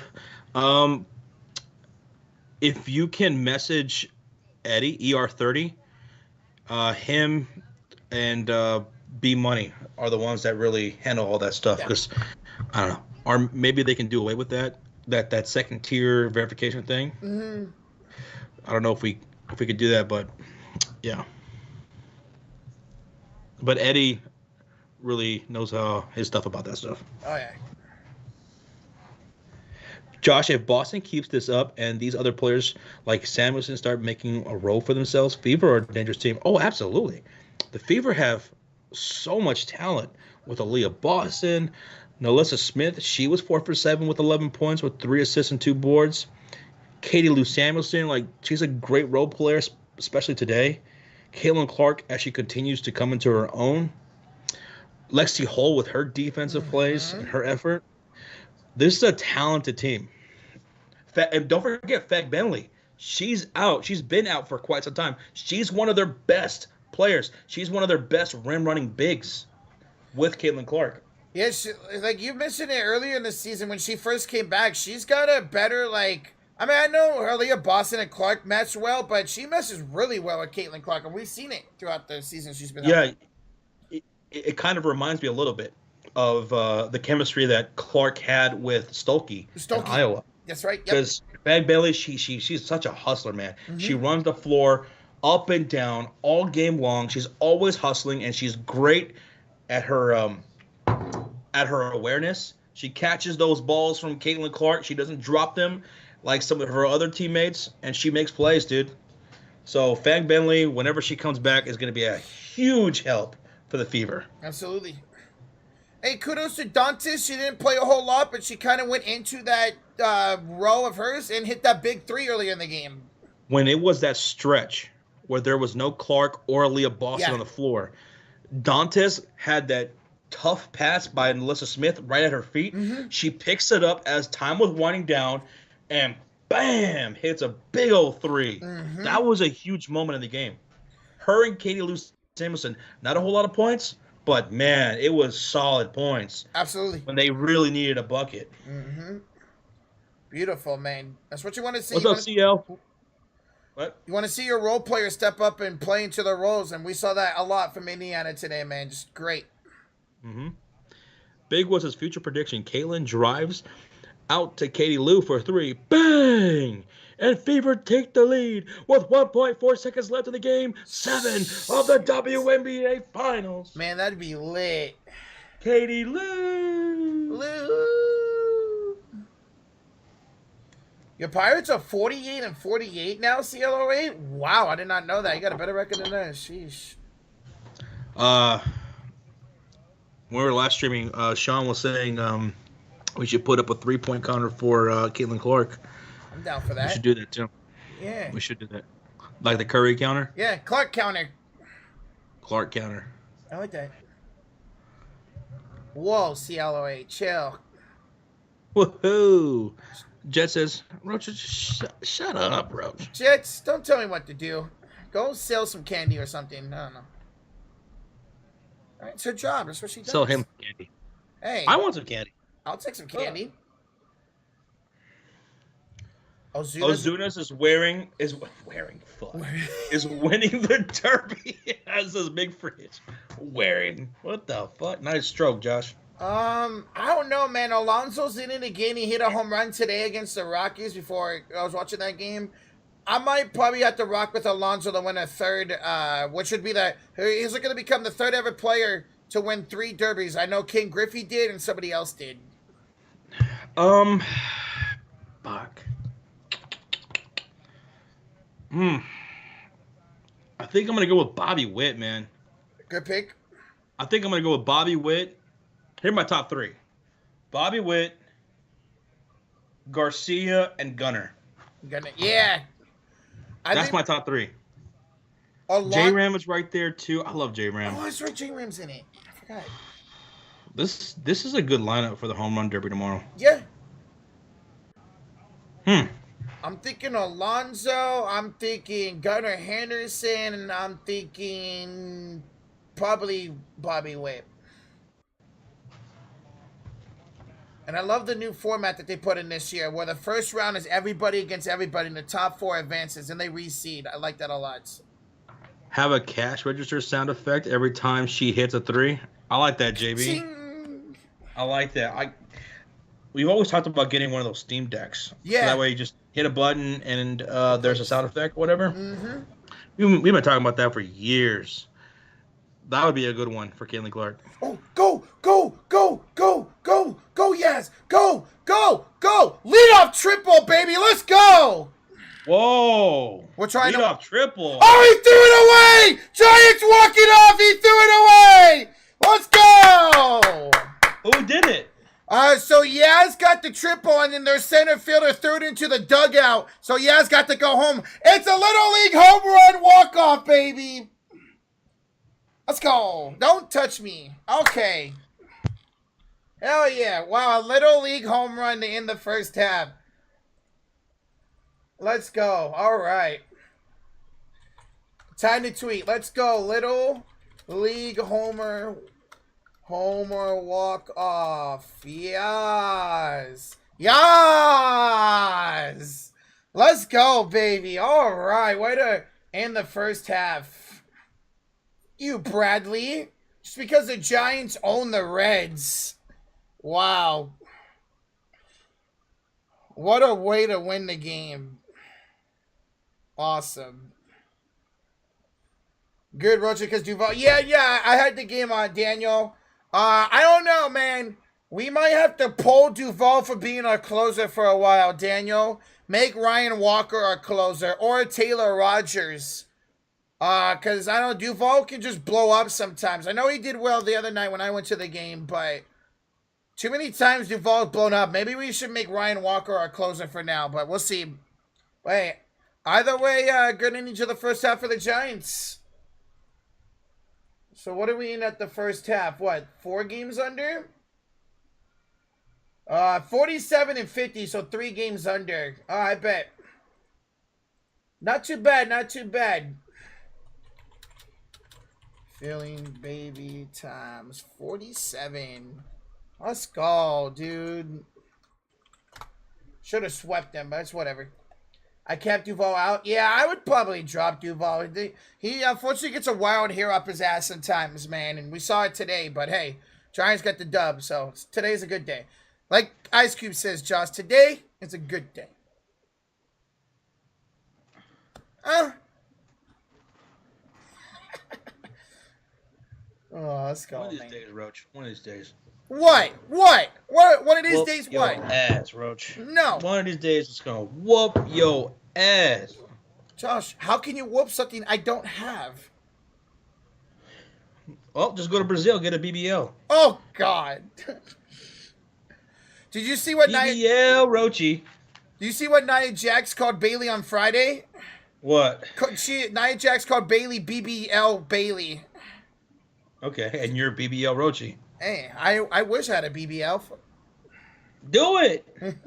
Are we sure that's not why you were out for a week? I mean, none of you can see my ass, so. Josh, are you guys going to stream the Copa America game? Messi in Argentina versus Colombia? Let me check my calendar.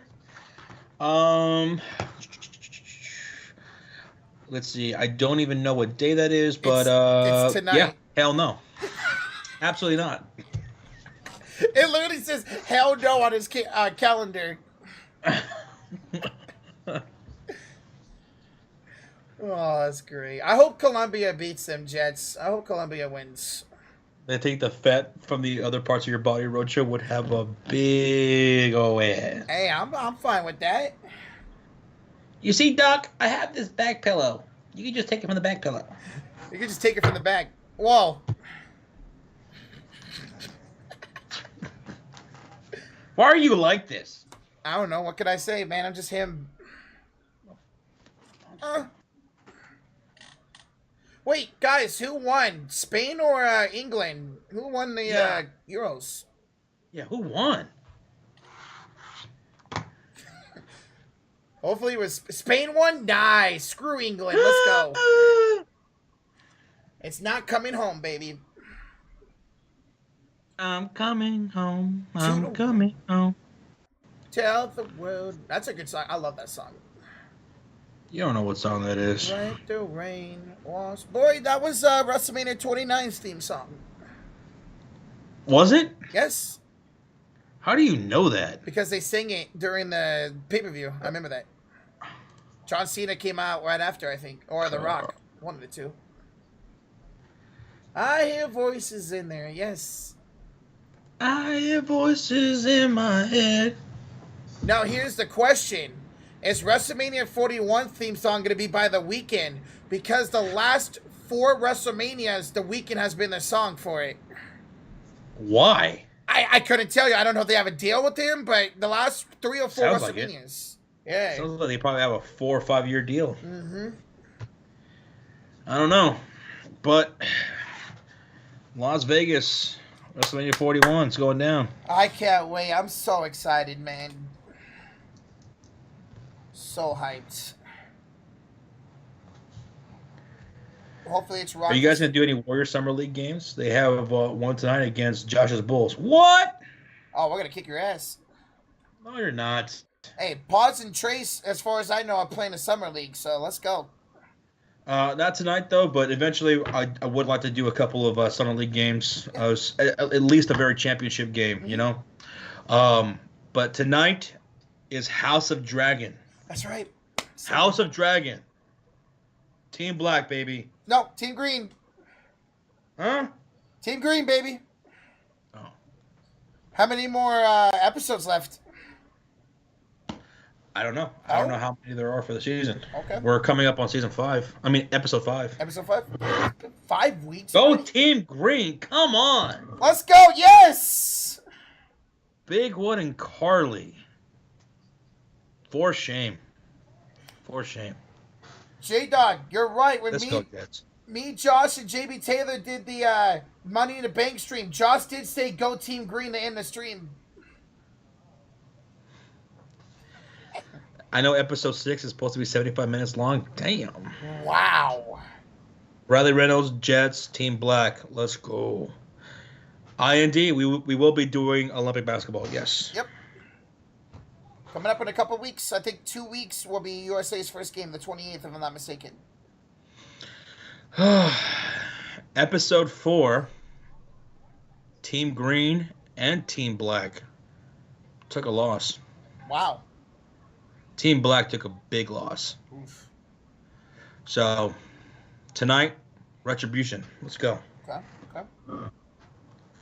Y'all ever watch this show where Rocha does a backflip, but it fails? Oh, yeah, it's my favorite show. How have you seen it? It's only on my OnlyFans. There's some guy who streams illegal streams of your OnlyFans stuff for Oh free. my god. Stupid. Just other sus stuff. Just you falling down and hurting yourself. Gotcha. It's called Wipeout. Shut up, Brazier. I loved Wipeout. Roman coming back at SummerSlam. What do you think? Either at SummerSlam or maybe even before. I'm hoping it will be live for SummerSlam. I'm hoping it's at SummerSlam because I want to see our reactions when he comes back. I think it's going to be at SummerSlam because SummerSlam lately has been having some big returns. So, I mean, we were there for 2. The back-to-back SummerSlams that we went to, we had big returns. So, I think there'll be one here this year for Roman. I think what's going to happen is, because it's confirmed, it's going to be Solo versus Cody Rhodes for the WWE Championship. That's going to be the main event. Cody's going to beat Solo. And I think after the match, Solo and the Loas and Jacob Fatu are going to start beating up on Cody Rhodes and whoever's out there with him. And we could maybe see the return of Paul Heyman, Roman Reigns, and Jimmy Uso to help them. And maybe even Jey Uso. I can't wait for Roman to be back, man. Yeah. Jacob Fatu. I got to watch I watched SmackDown last night. Jacob Fatu is going to be a star in WWE, man. I am so excited for him. Derek acknowledges Solo. Nope, I am not acknowledging Solo. He ain't my tribal chief. Nope. I only got to acknowledge Roman Reigns. Also, we're going to get L.A. Knight. He's going to beat Jake Paul at SummerSlam for the U.S. title. I can't wait. Goat Cena better get 17. I'm thinking he is. That's what I'm thinking. I'm thinking Cena's going to get a 17th title. Me too. Dude, what if it's at WrestleMania? I want to be there for that. Yes. Well, we are going to be there Yes. for that, but I'm just saying I want to be there. If it happens, I want to be there for that. Yeah. So let it be at WrestleMania. God, it'd be so epic. J-Dog says, we're getting Sammy in the old bloodline. You think he'll do that? You think they'll bring back Sammy into the fold if Roman has his own faction of the bloodline? I could see it, but I think there's enough Samoans, and there's still a couple out there in the indies that are ready to come to WWE. I think there should be enough Samoans to have a bloodline, a War Games match between Solo and Roman's bloodlines. I think there should be enough. But although it would be a great pop. Yes. It'd be a huge pop.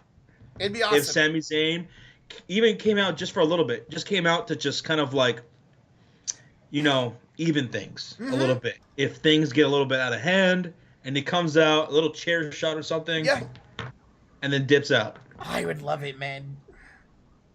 Yeah, Zilla for 2. He's the son of Umaga. He's gonna be next up into WWE. Zilla for 2. So we'll see. Who's Cena going to beat for his last championship?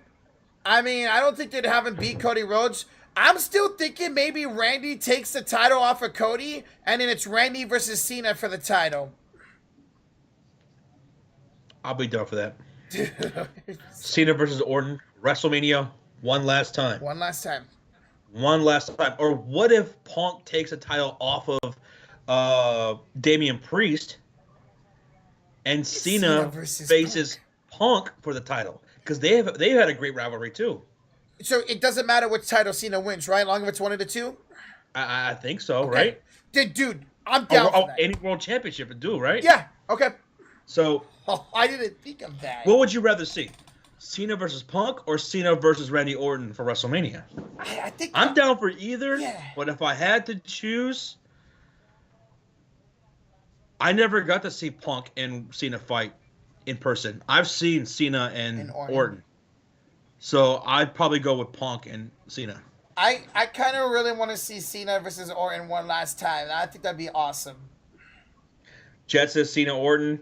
Goodman, huge Cena fan, says Cena and Orton. Cena Orton says J-Dog. Cena Orton has more history. It does. It does. It does. It absolutely does.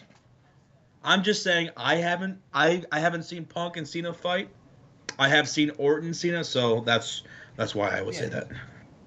Although, if I was booking, I would probably go with Orton and Cena because it does make more sense. It'd be so much fun. Yeah. Reduces Cena isn't versus Goldberg? Hell no. Oh. I don't want Oldberg anywhere near WrestleMania 41. In fact, I want him on the no-flight list. Don't fucking bring him to Vegas. Damn. He's not allowed. Not allowed. No. Yeah, because when we went to SummerSlam in Vegas, he faced freaking Bobby Lashley for the Universal title. Oldberg. If they get a triple threat, dude. Oh my God. That would be sick. That would be sick, and it would be kind of good to protect all three of them since they're all older. Yeah, that's true. There is a good point to be made there if they did a triple threat. Cena, Punk, and Orton, with Orton kind of carrying things because he's more in shape. Mm-hmm. Punk's still coming back from an injury. Cena's been out of the game for a while. That would protect all three of them if they did it a triple threat. And Orton has history with Punk. He faced CM Punk at WrestleMania 27 when he was in the Nexus, so there's a good storyline there, too. That would be a killer build-up, dude. Like, you first build it up as Orton and Cena, right? Yeah. Build it up as Orton and Cena in the beginning. Okay. And then you bring in CM Punk. He gets involved. He cuts promos on both of them. Yeah. And then it becomes a triple threat. Like, that would be sick. Oh, dude. That would be pretty sick. Braun Breaker, I would love, and I think you have to do Cena versus Braun Breaker at one point, with Cena putting over Braun. Absolutely. I think that has to happen in his last year. Mm-hmm. Braun versus Cena. Braun's going to beat Sami Zayn at SummerSlam for the Intercontinental title. Have him hold it until he's ready to face... You know what? That would be a great storyline. Have Braun Breaker be IC champion. Because as Rajir mentioned, Cena's never won the Intercontinental Championship. So you could have them face off for it. So have Cena win the title, get it off of him before SummerSlam, and he fights Braun at next year's SummerSlam. For his very last SummerSlam, against Braun Breaker for the title. I would love that. But then at that point, then you would have to have Cena go over Braun, because if Braun has a title, So if you took the title off and put it on Cena at some point, and have Braun win the IC belt off of Cena, that'd be cool. But at some point, you got to have Cena versus Braun. Completely agree. Intercontinental. I think I'm saying it right. Intercontinental champion, Shawn Michaels. Yes. Cena versus Gunther. Gunther? I would love that. Yeah, I would love that. I think John Cena, for the most part, is gonna be putting people over. Mm-hmm. He'll take some wins, but I think he'll mostly take losses. Yeah. And I think that would be great for Cena to put over somebody. Now, when he does his last match, and he'll lose his last match, Yeah. I think it would be great to have it against someone like Gunther or Braun Breaker. Mm-hmm. Really put over one of those two guys or someone like that, a young, up-and-coming guy who's still making a huge name for himself and have another notch on his legacy. Yeah. I'm the one who ended John Cena's career. Mm-hmm. It's going to be interesting to see how they play out Cena's next year, man. Who's he going to be facing? I do think he's going to win at WrestleMania, whoever he faces. Oh, excuse me. Goodman says, my GOAT deserves to win his last match. I understand that from a fan perspective. However, that's not how it works in the wrestling business. Yep. You go out with yourself looking at the lights. You're back to the ring, looking up at the lights. You go out with a loss. You put over. You don't go over. You put over. We saw that with Kurt Angle at WrestleMania 35, putting over Baron Corbin, which nobody likes. Mm-hmm. Yeah. So, although it would be cool for the fans, to see him win his last match. Mm-hmm. That's just not how it goes down in wrestling. Mm-mm. It's better to lose your last match. You lose your last match, you put over that guy, but then you get that farewell. You're going to get that respect from the fans and probably from your opponent too, even if they're a heel. Mm-hmm. Like a shaking of the hand or something. So even though you lost and you put over somebody, you're still over. Absolutely. Absolutely. Mm-hmm. That's usually how it goes. I mean, Taker won his last match. That's good, man. But I wonder if that was planned to be his last match. Was it? I don't think so. Was it? Well, like, I don't even consider it a match. It was that stupid cinema thing with the Boneyard. Was that the last match he did? It wasn't Goldberg in Saudi Arabia? Oh, was it? You might be right. Hmm. Oh, God, that match was awful. Ugh. No, it was No, it was AJ Styles? It was AJ Styles. Okay. I wonder if that was planned then. Because Undertaker is an old school guy. Yeah. And I'm wondering if he knew that was going to be his last match. If he knew and everybody knew that was his last match ever, period, no matter what, and he went over, then that would be an exception. Yeah. And maybe John Cena could be an exception to the rule. Mm-hmm. I'm just saying the rule is you go out with a loss. You put someone over in wrestling. Yep. But maybe they will. Maybe they will make an exception for John Cena. I want to get it. One of the greatest of all time, man. He was looking at it as his last match in the documentary. Okay. I'm surprised by that. I'm surprised by that. That was a good match. Me, Josh, Sean, and Surfing the Six streamed that, and we all hated it. I thought it was awful. I hated that. Yeah. I hated that match. I did not like it. It was awful. He deserves to be an exception. He's the GOAT. And they might do that. Mm-hmm. They might do that. If they did it for Taker, then they probably will do it for John. I wouldn't doubt it. Just don't have it over somebody that's up and coming, then. Have it over like a veteran or something. Oh, God. Irving with the twos is Rocha. You know what time it is. It's Powerbomb time, bro. No. Rocha's going for a last ride. Thank you, Irvin. Thank you, man. It depends on who his opponent is. And I wonder what John Cena would want to do. Yeah. Because it'd be up to him, too. Right? Mm-hmm. Would he want to win or would he want to lose? I'll tell you this. From my perspective, just my opinion, I would have so much respect if he loses and he puts over one of these young guys. Yep. One of these younger dudes. I mean, he put over Austin Theory at WrestleMania 39 for the United States title, so I wouldn't doubt that he would want to put somebody over. Yeah. Because John Cena is a pretty humble dude. Mm-hmm. And I have a feeling that's what he's going to do. If it's up to him, I think that's what he's going to choose to do. Yeah. Maybe I'm wrong, but I'm thinking that's what he's probably going to do. I'm thinking so too. Whatever pay-per-views are gonna be at in next December. I don't think he'd care. I mean, bro lost to Austin Theory and Solo. He did Right. lose to Solo. That's Right. right. The way he just talks, it just seems like he really wants to give back and Yep. to the fans and to the business. So that's why I'm thinking he will go out with a loss. That's right. But God. it's a good discussion. Yeah. It's a good discussion. Will he go out with a loss, and who will he or win, and who will it be against? Mm-hmm. Huh. Triple H said that Cena could choose his last opponent. I'm sure he will. Ooh, okay. Interesting. And this is what I asked when we were live for Money in the Bank. Would John Cena want to do it against one of the younger guys, or somebody who he has a legacy with, like Orton or Punk? Will Cena take over Triple H? Nah, JB Taylor. He's in the movie business. John Cena.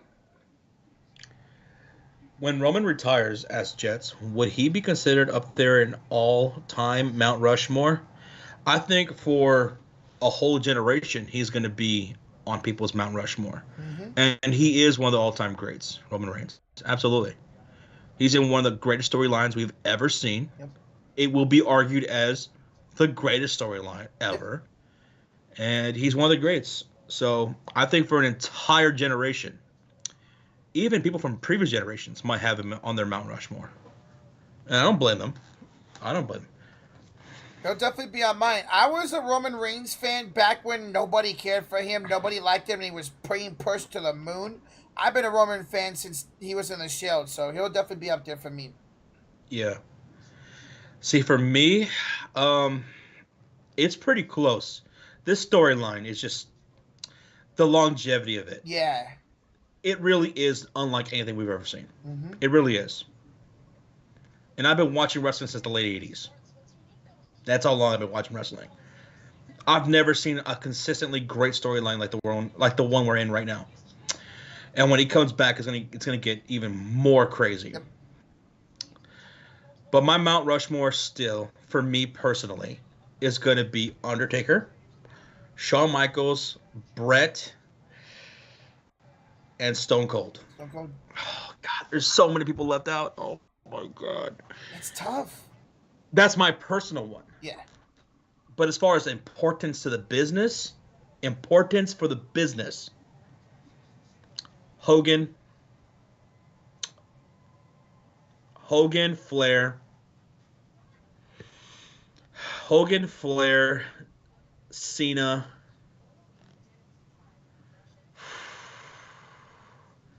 Taker, yeah, I like that. But then again, how do I leave Stone Cold off? Because no one's ever been more over than Stone Cold. Nobody. No one has drawn more than Stone Cold, so I can't leave him off. Fuck. It's tough. Overall, for the business, for the importance of the business. Yeah. I might take Andre off and put in Stone Cold. Okay. Because no one's drawn more than Stone Cold. Facts. Not even close. So goodness is for me, it's Austin, Cena, Taker, Michaels, or Flair. I respect that. Okay. I respect that. Shut up, Jets.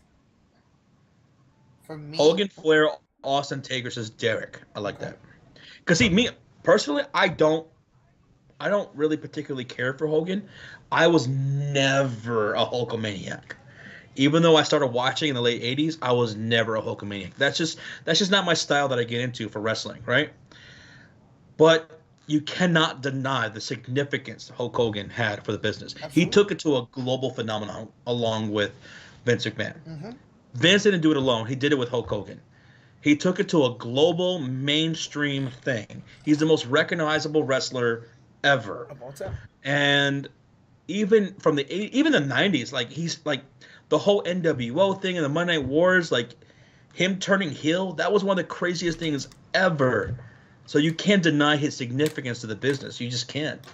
Even if you're not a big fan of him personally as a wrestler. Yeah.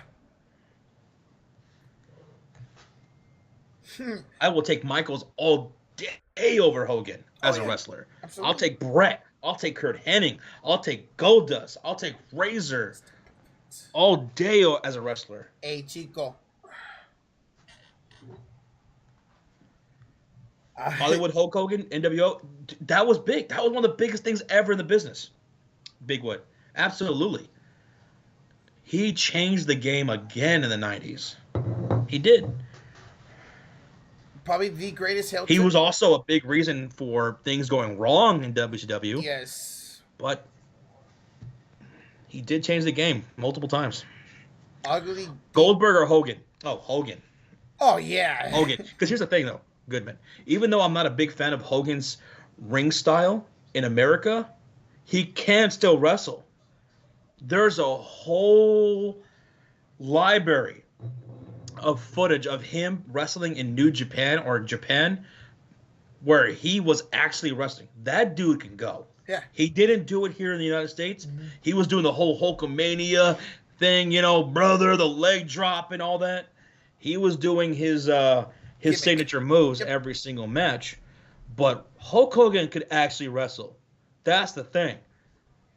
He did it. He did it in Japan. He won over the Japan audience. If you win over the Japan audience, they respect you for your in-ring work, then you're legit. Yes. He didn't do it here in the U.S., but I know wrestling-wise, Hogan could go. Goldberg never could. No.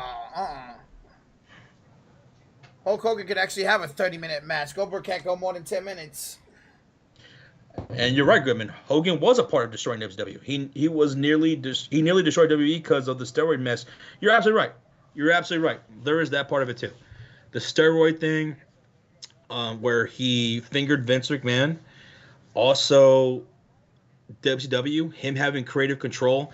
He fucked over a lot of people. He did. He screwed over Sting.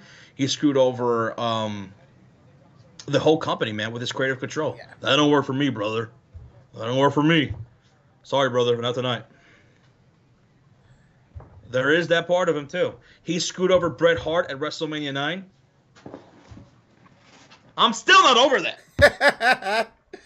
And that was, 32 years ago? Yeah, when he freaking came out the end of the pay-per-view and won the WWE title, man. And jeez. I was watching Goldberg clips of him just dropping dudes on the heads. He's terrible, man. He's terrible. Yeah, 1993. Jeez, that's 31 years ago. That's crazy. Brett will live. Damn, Goodman. I mean, but just not wrong. Brett should have went over that pay-per-view instead of Hulk Hogan comes out of nowhere and just wins the match. Like, that made no sense. You think Brock comes back in WWE again? I do. It sounds like his name is cleared. He's just not wrestling right now. Eventually, we'll see Brock back. Not sure when. I don't think we'll see him anytime soon, but we'll definitely see Brock back at some point.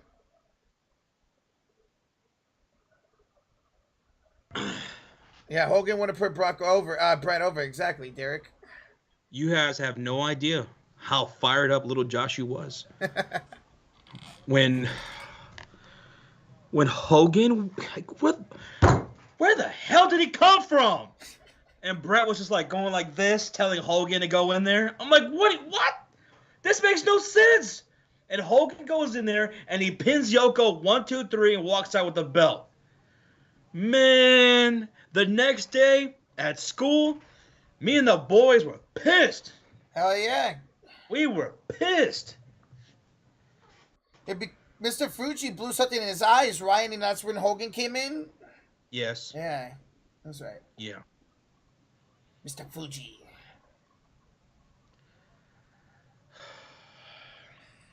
Josh is heated right now. Brett complains about anything and everything. He also puts a lot of people over. As far as like old school wrestling guys from his time, he's probably one of the most positive guys and talking about some of the newer dudes that are out right now. Yeah. Now, what he talks about with Triple H, and he said Triple H would probably run the business down or whatever, there is bias there. And you know what? He's wrong, but I also don't blame him on where that comes from. You got to understand, he does not like Triple H because Triple H was a prick. he was a weasel, he was a liar, and he backstabbed a lot of people for politics, man, backstage. And he did that to Bret Hart, especially in that last year and a half that he was there in WWF. Triple H was a snake. He absolutely was a snake. He was conniving. So he's wrong about Triple H and how he was gonna, run the company into the ground. Because no, Triple H is the best thing for running the company. Absolutely.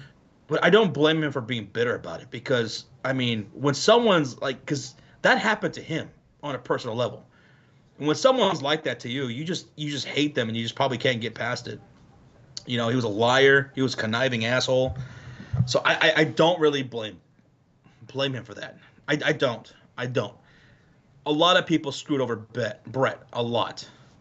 Now, some of it is of his own fault too. I'm not gonna lie, but I get where it comes from. That's all I'm saying. Okay. That's fair. That's fair.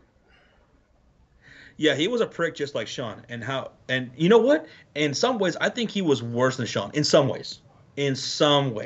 Like, as far as the politicking goes, I think he was actually worse than Shawn. Now, Shawn, he also did politicking, but he was also, an asshole.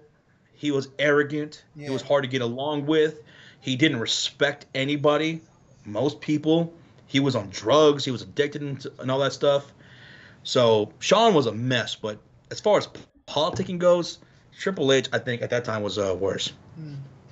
But now people love the guy. I mean, if Scott Steiner can forgive Triple H, then Brett can too. But here's the thing, I completely get what you're saying. But one thing that's different between Scott Steiner and Bret Hart is how deep it is between the two. The difference in the two. Scott Steiner is not Bret. Bret Hart is multi-generations into the business. Like, he took the business in a serious way that most wrestlers don't. And his family is embedded deep into the history of wrestling. He loved Vince McMahon. He saw him as a second father figure when Vince McMahon bought the territory from his family.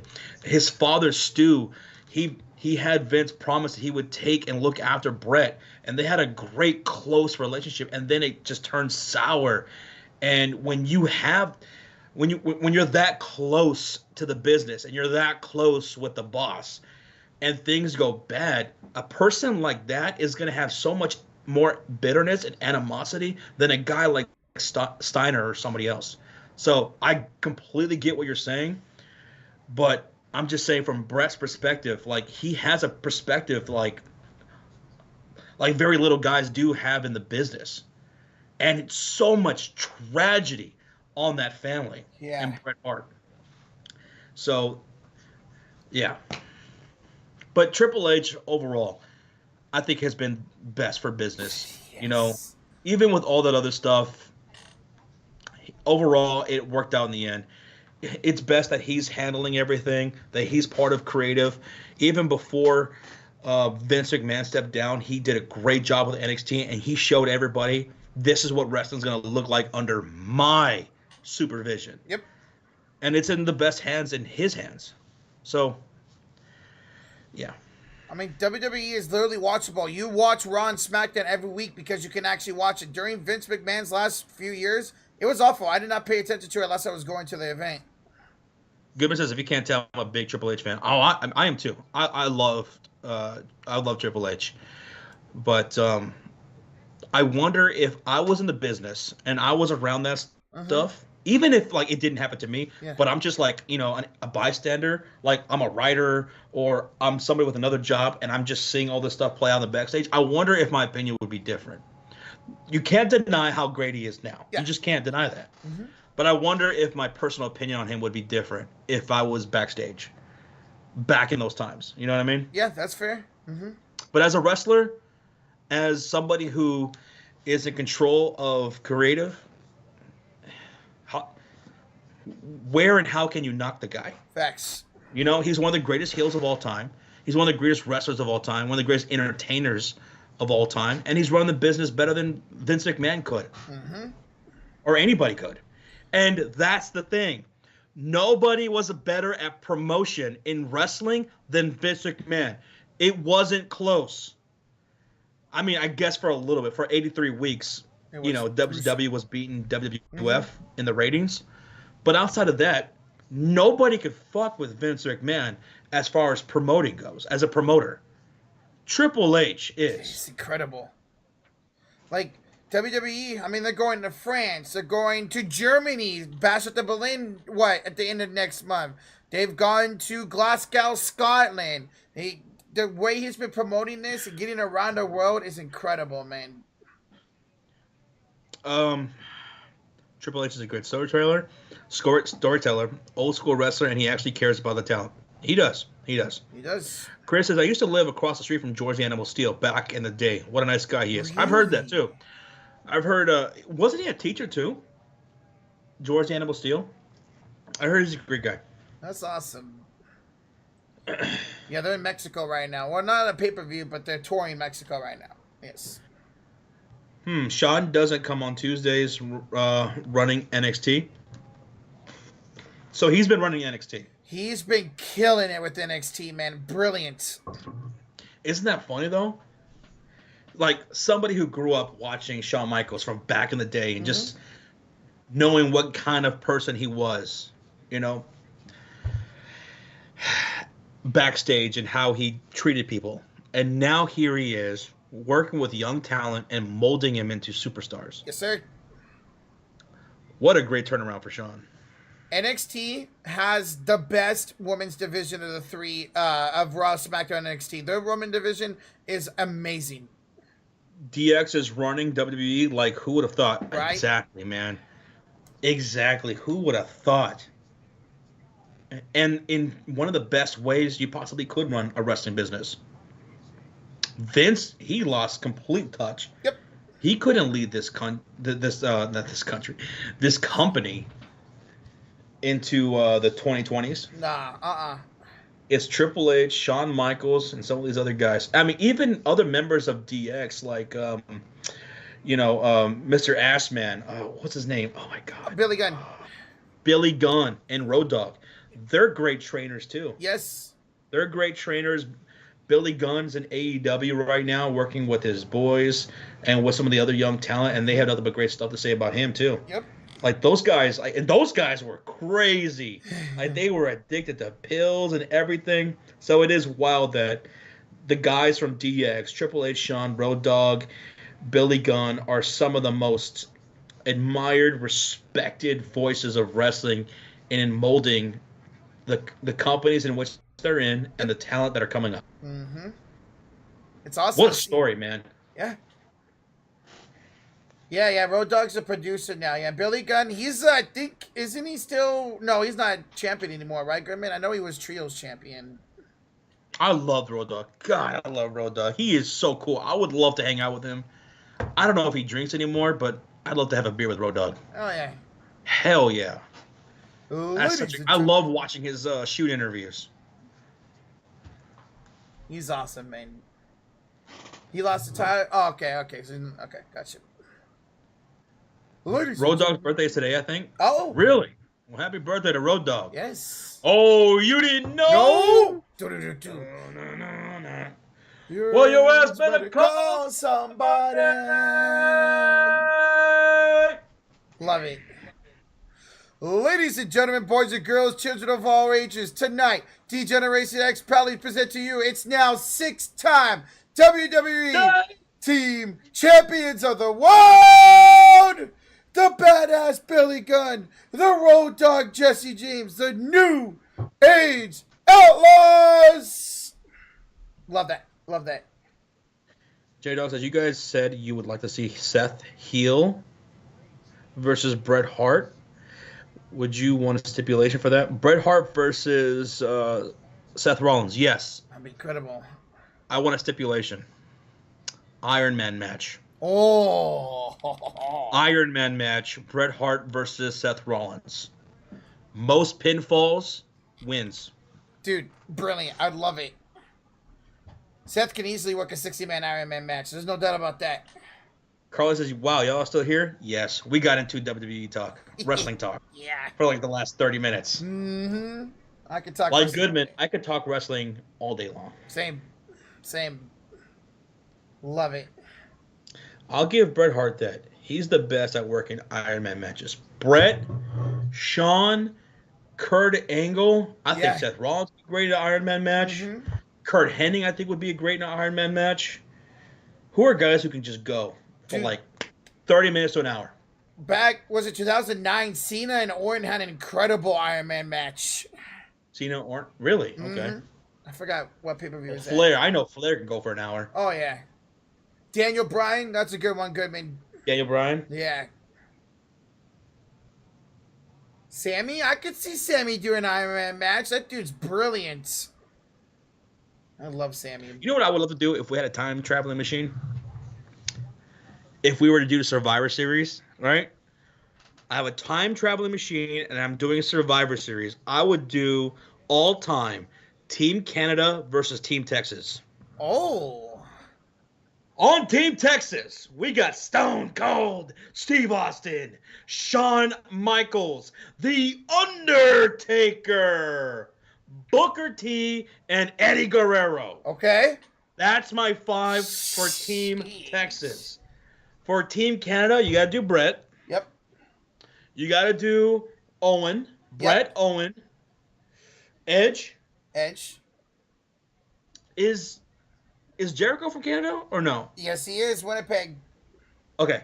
So Jericho, Edge, Bret, Owen, Kevin Owens? I think I'd put Kevin Owens there. What about Christian? I wouldn't mind Christian. Because he's from Toronto. I wouldn't mind Christian because then if you do Christian and Edge, Owen and Bret, you have chemistry right off the bat. Yes. And then you throw in Jericho. Mm-hmm. I like that. Yeah. Kevin Owens and Sammy are both from Montreal. Because it's 5-on-5 on Survivor Series, right? Correct. Okay. Even the War Games, I think, is 5-on-5 too. Team Texas would whoop that ass, baby. I mean, you're talking about Taker, Austin. Taker, Shawn, Stone Cold, Guerrero, and Booker T. I mean, each one of those guys are so uniquely different from each other. Uh-huh. Tell me you did not just say that. Booker T's not going to wrestle again, J-Dog. He's like 60 years old. I don't want to see him wrestle again. He's fine on commentary for NXT. Piper's Canadian? Piper's from Canada? What? I didn't know that. Tell me. I did not know that my whole life. I didn't know that? Piper's from Canada. Really? Let's see. Because if Piper's from Canada, you got to put him in there. Roddy. I'll put. Then in that case, then I would put. He's Canadian. Okay, so then you go Bret, Owen, Edge, Jericho, Piper. Yeah, he's from Saskatoon. Oh shit, dude, man, man, Piper versus Stone Cold. Those promos would be sick. Yeah. Shawn and Bret, of course, we know. Edge and probably Eddie Guerrero. Yes. And then Jericho versus Booker. Holy crap. He's Bro. from Saskatoon. That'd be disgusting, bro. Incredible. That'd be disgusting. All right, if you had a time traveling machine, what would be your ultimate tag team match? Your tag team match. Main event. God. Ultimate tag team match. Who would you put? Trying to think is off the top of my head. Like just a regular 2-on-2 match?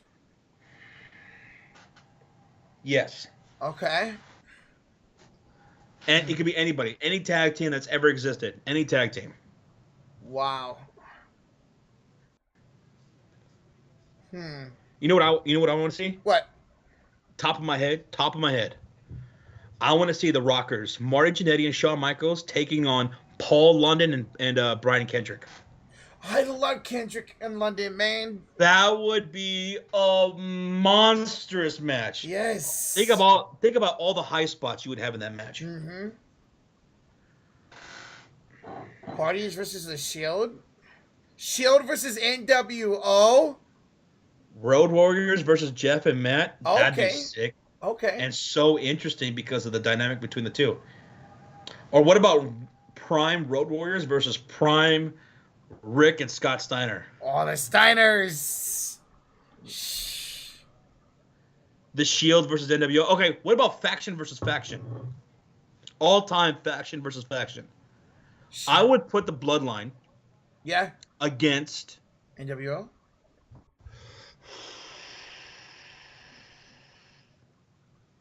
I'm not gonna choose NWO. Okay. Although that would be great. Yeah. I mean, just NWO. There's so many things you could do with that. I'm gonna do Bloodline versus DX with all members of DX. Okay. Shawn, Triple H, Road Dogg, Billy Gunn, X-Pac, China. Oh, dude. That would be so much fun. Bloodline versus Evolution. Okay. That's a good one. I like that. DX versus NWO right there. Oh, dude, yeah. Like prime DX versus NWO. Yeah. We saw that at WrestleMania 31. Yeah. But prime NWO versus DX? Incredible. No, that actually has to be number one. Absolutely. That'd be number one. DX versus NWO. The two most popular factions of all time. If WCW was smart, they should have let it happen back in the day. Yeah, you're right, Goodman. NWO versus DX, all in their prime. Oh my goodness. My goodness, dude. Holy crap. Wow. I would have Triple H. Triple H probably going against Hulk Hogan. Shawn Michaels going up against Scott Hall because, I mean, they've already torn down the house, those two guys, by themselves. Yes. Oh, man. WrestleMania 10. Oh, bro. That'd be sick. Undisputed Era was the greatest faction in NXT history, but they wouldn't compare to any of these top factions.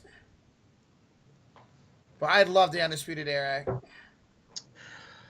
Greatest managers. Who are your top two greatest managers of all time? For me, it's easy. It's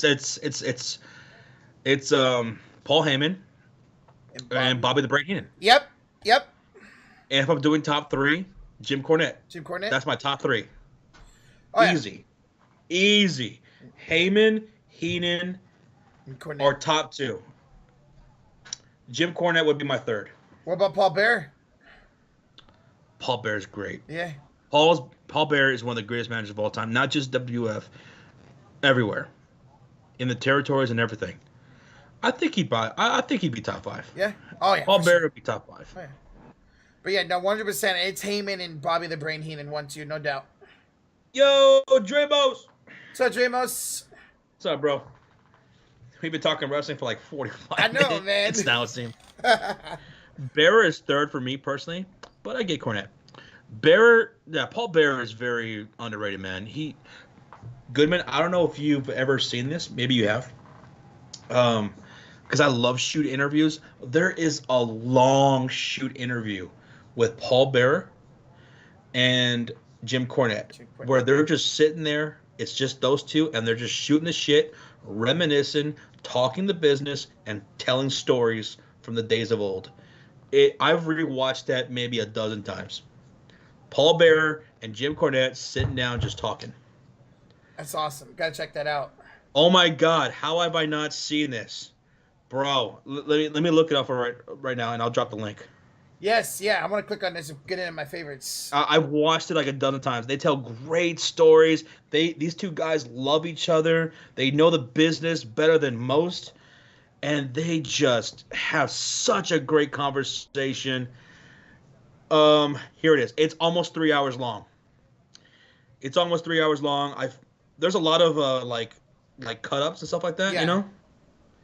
But I found one that has almost all 3 hours of it. Okay. I'll drop the link right now. Anybody who wants to watch it. I'll have to click on it. It's so good. I've watched it so many times. They're so funny, and they're so good at what they do. Okay. I'm gonna click on this clown and put it for save for later. There we go. So yeah, there's a couple clips in the very beginning, but just fast forward through that a little bit, and then you just have Jim Cornette and Paul Bear. Percy Stingle, that's his real name. Yeah, Paul Percy. Mm-hmm. And they just shoot the shit for almost 3 hours, man. Dude, Talk business. That's It's so good. That's awesome, man. As far as play-by-play, Jim Ross, Michael Cole, and Tony for me. See, me being biased, I've watched Michael Cole my whole life. I think Michael Cole's my number one of all time. Michael Cole's number one. Yep. For me, it's Jim Ross, good old JR. When I think of wrestling play-by-play, some of the biggest moments is Jim Ross for me. Number 2 is going to be actually Joey Styles. Oh, okay. Joey Styles, because Joey Styles did it in a way that no one else ever did. Yeah. Everybody is play-by-play and color commentator, right? You have a 2-man setup at the very least. Joey Styles did it by himself. Mm-hmm. No one else ever did that. Nope. So Joey Styles would be my number 2. Okay. Behind JR. Number 3 in the commentating booth. Man, there's some good ones. Bobby the Brain Heenan's great. Yeah, I know he was. You know what? I even like Vince McMahon. When I was a little kid, I loved Vince. Yeah. Vince on commentary. Welcome everybody to WrestleMania. He was so over the top. Yeah. I loved it as a kid. Yeah, I know a lot of What a maneuver! He was a really good announcer. Like, hearing clips from back in the day when he's commentating the match, he sounded really good at it. Jesse the Body Ventura, absolutely. But, yeah, my favorite tandem is going to be JR and Jim Ross. King. Hmm? And number 2 is Bobby the Brain Heenan and Bobby the Brain Heenan and Gorilla Monsoon. Gorilla Monsoon, they were great back in the day. I think they probably had better chemistry than anybody else in the history of the business as a tandem. Because those guys loved each other so much. Oh yeah, as a tandem, 100% JR and Jim Ross are my goats. I just being with Michael Cole, listening my whole life, I think he's the goat. But when it comes to tandems, 100% it's JR and Jim. Man, I love them. Derek S. is Heenan, Lawler, Taz. I love that. Taz was good, yeah. For color and Ventura. Ventura was so good. He was so fast with his witty comments, man. Probably like a step down from Bobby Heenan. Bobby Heenan was the fastest with his witty comebacks, but Ventura was really good with those as well, especially up against Vince McMahon. Yeah. He played a great heel to Vince. That's great. I'd go Jim Ross, Jerry Lawler, Michael Cole, Vince, and then Joey Styles. I like that. Joey Styles. Oh my God! Love Joey Styles, man. Oh my God, it's 6 o'clock. All right, guys, we should probably head out. My goodness. See what happens? We talk wrestling. We made this a wrestling podcast for like an hour almost. I love it. I could do it all day. I loved it. Yeah, hell yeah, it was great. What a great stream. What a great time today, guys. Thank y'all so much, everybody. This was awesome. Yeah, shout out to Indiana. Great game for them today, beating one of the best teams in the MLB. Man, this was a lot of fun. Or MLB, sorry. I'm watching the draft in the WNBA. When's the next stream? Carly, tomorrow we'll be live for the Home Run Derby. We'll be live on Tuesday for the All-Star game. And then Wednesday, Dallas taking on the Fever. Mm-hmm. But you guys have a good one, and we'll see you guys tomorrow. Take it easy. Enjoy the rest of your Sunday. And if you're a fan of House of Dragon, we are less than 2 hours away from the episode. Let's go. Go Team Green. Good night, guys. Goodbye.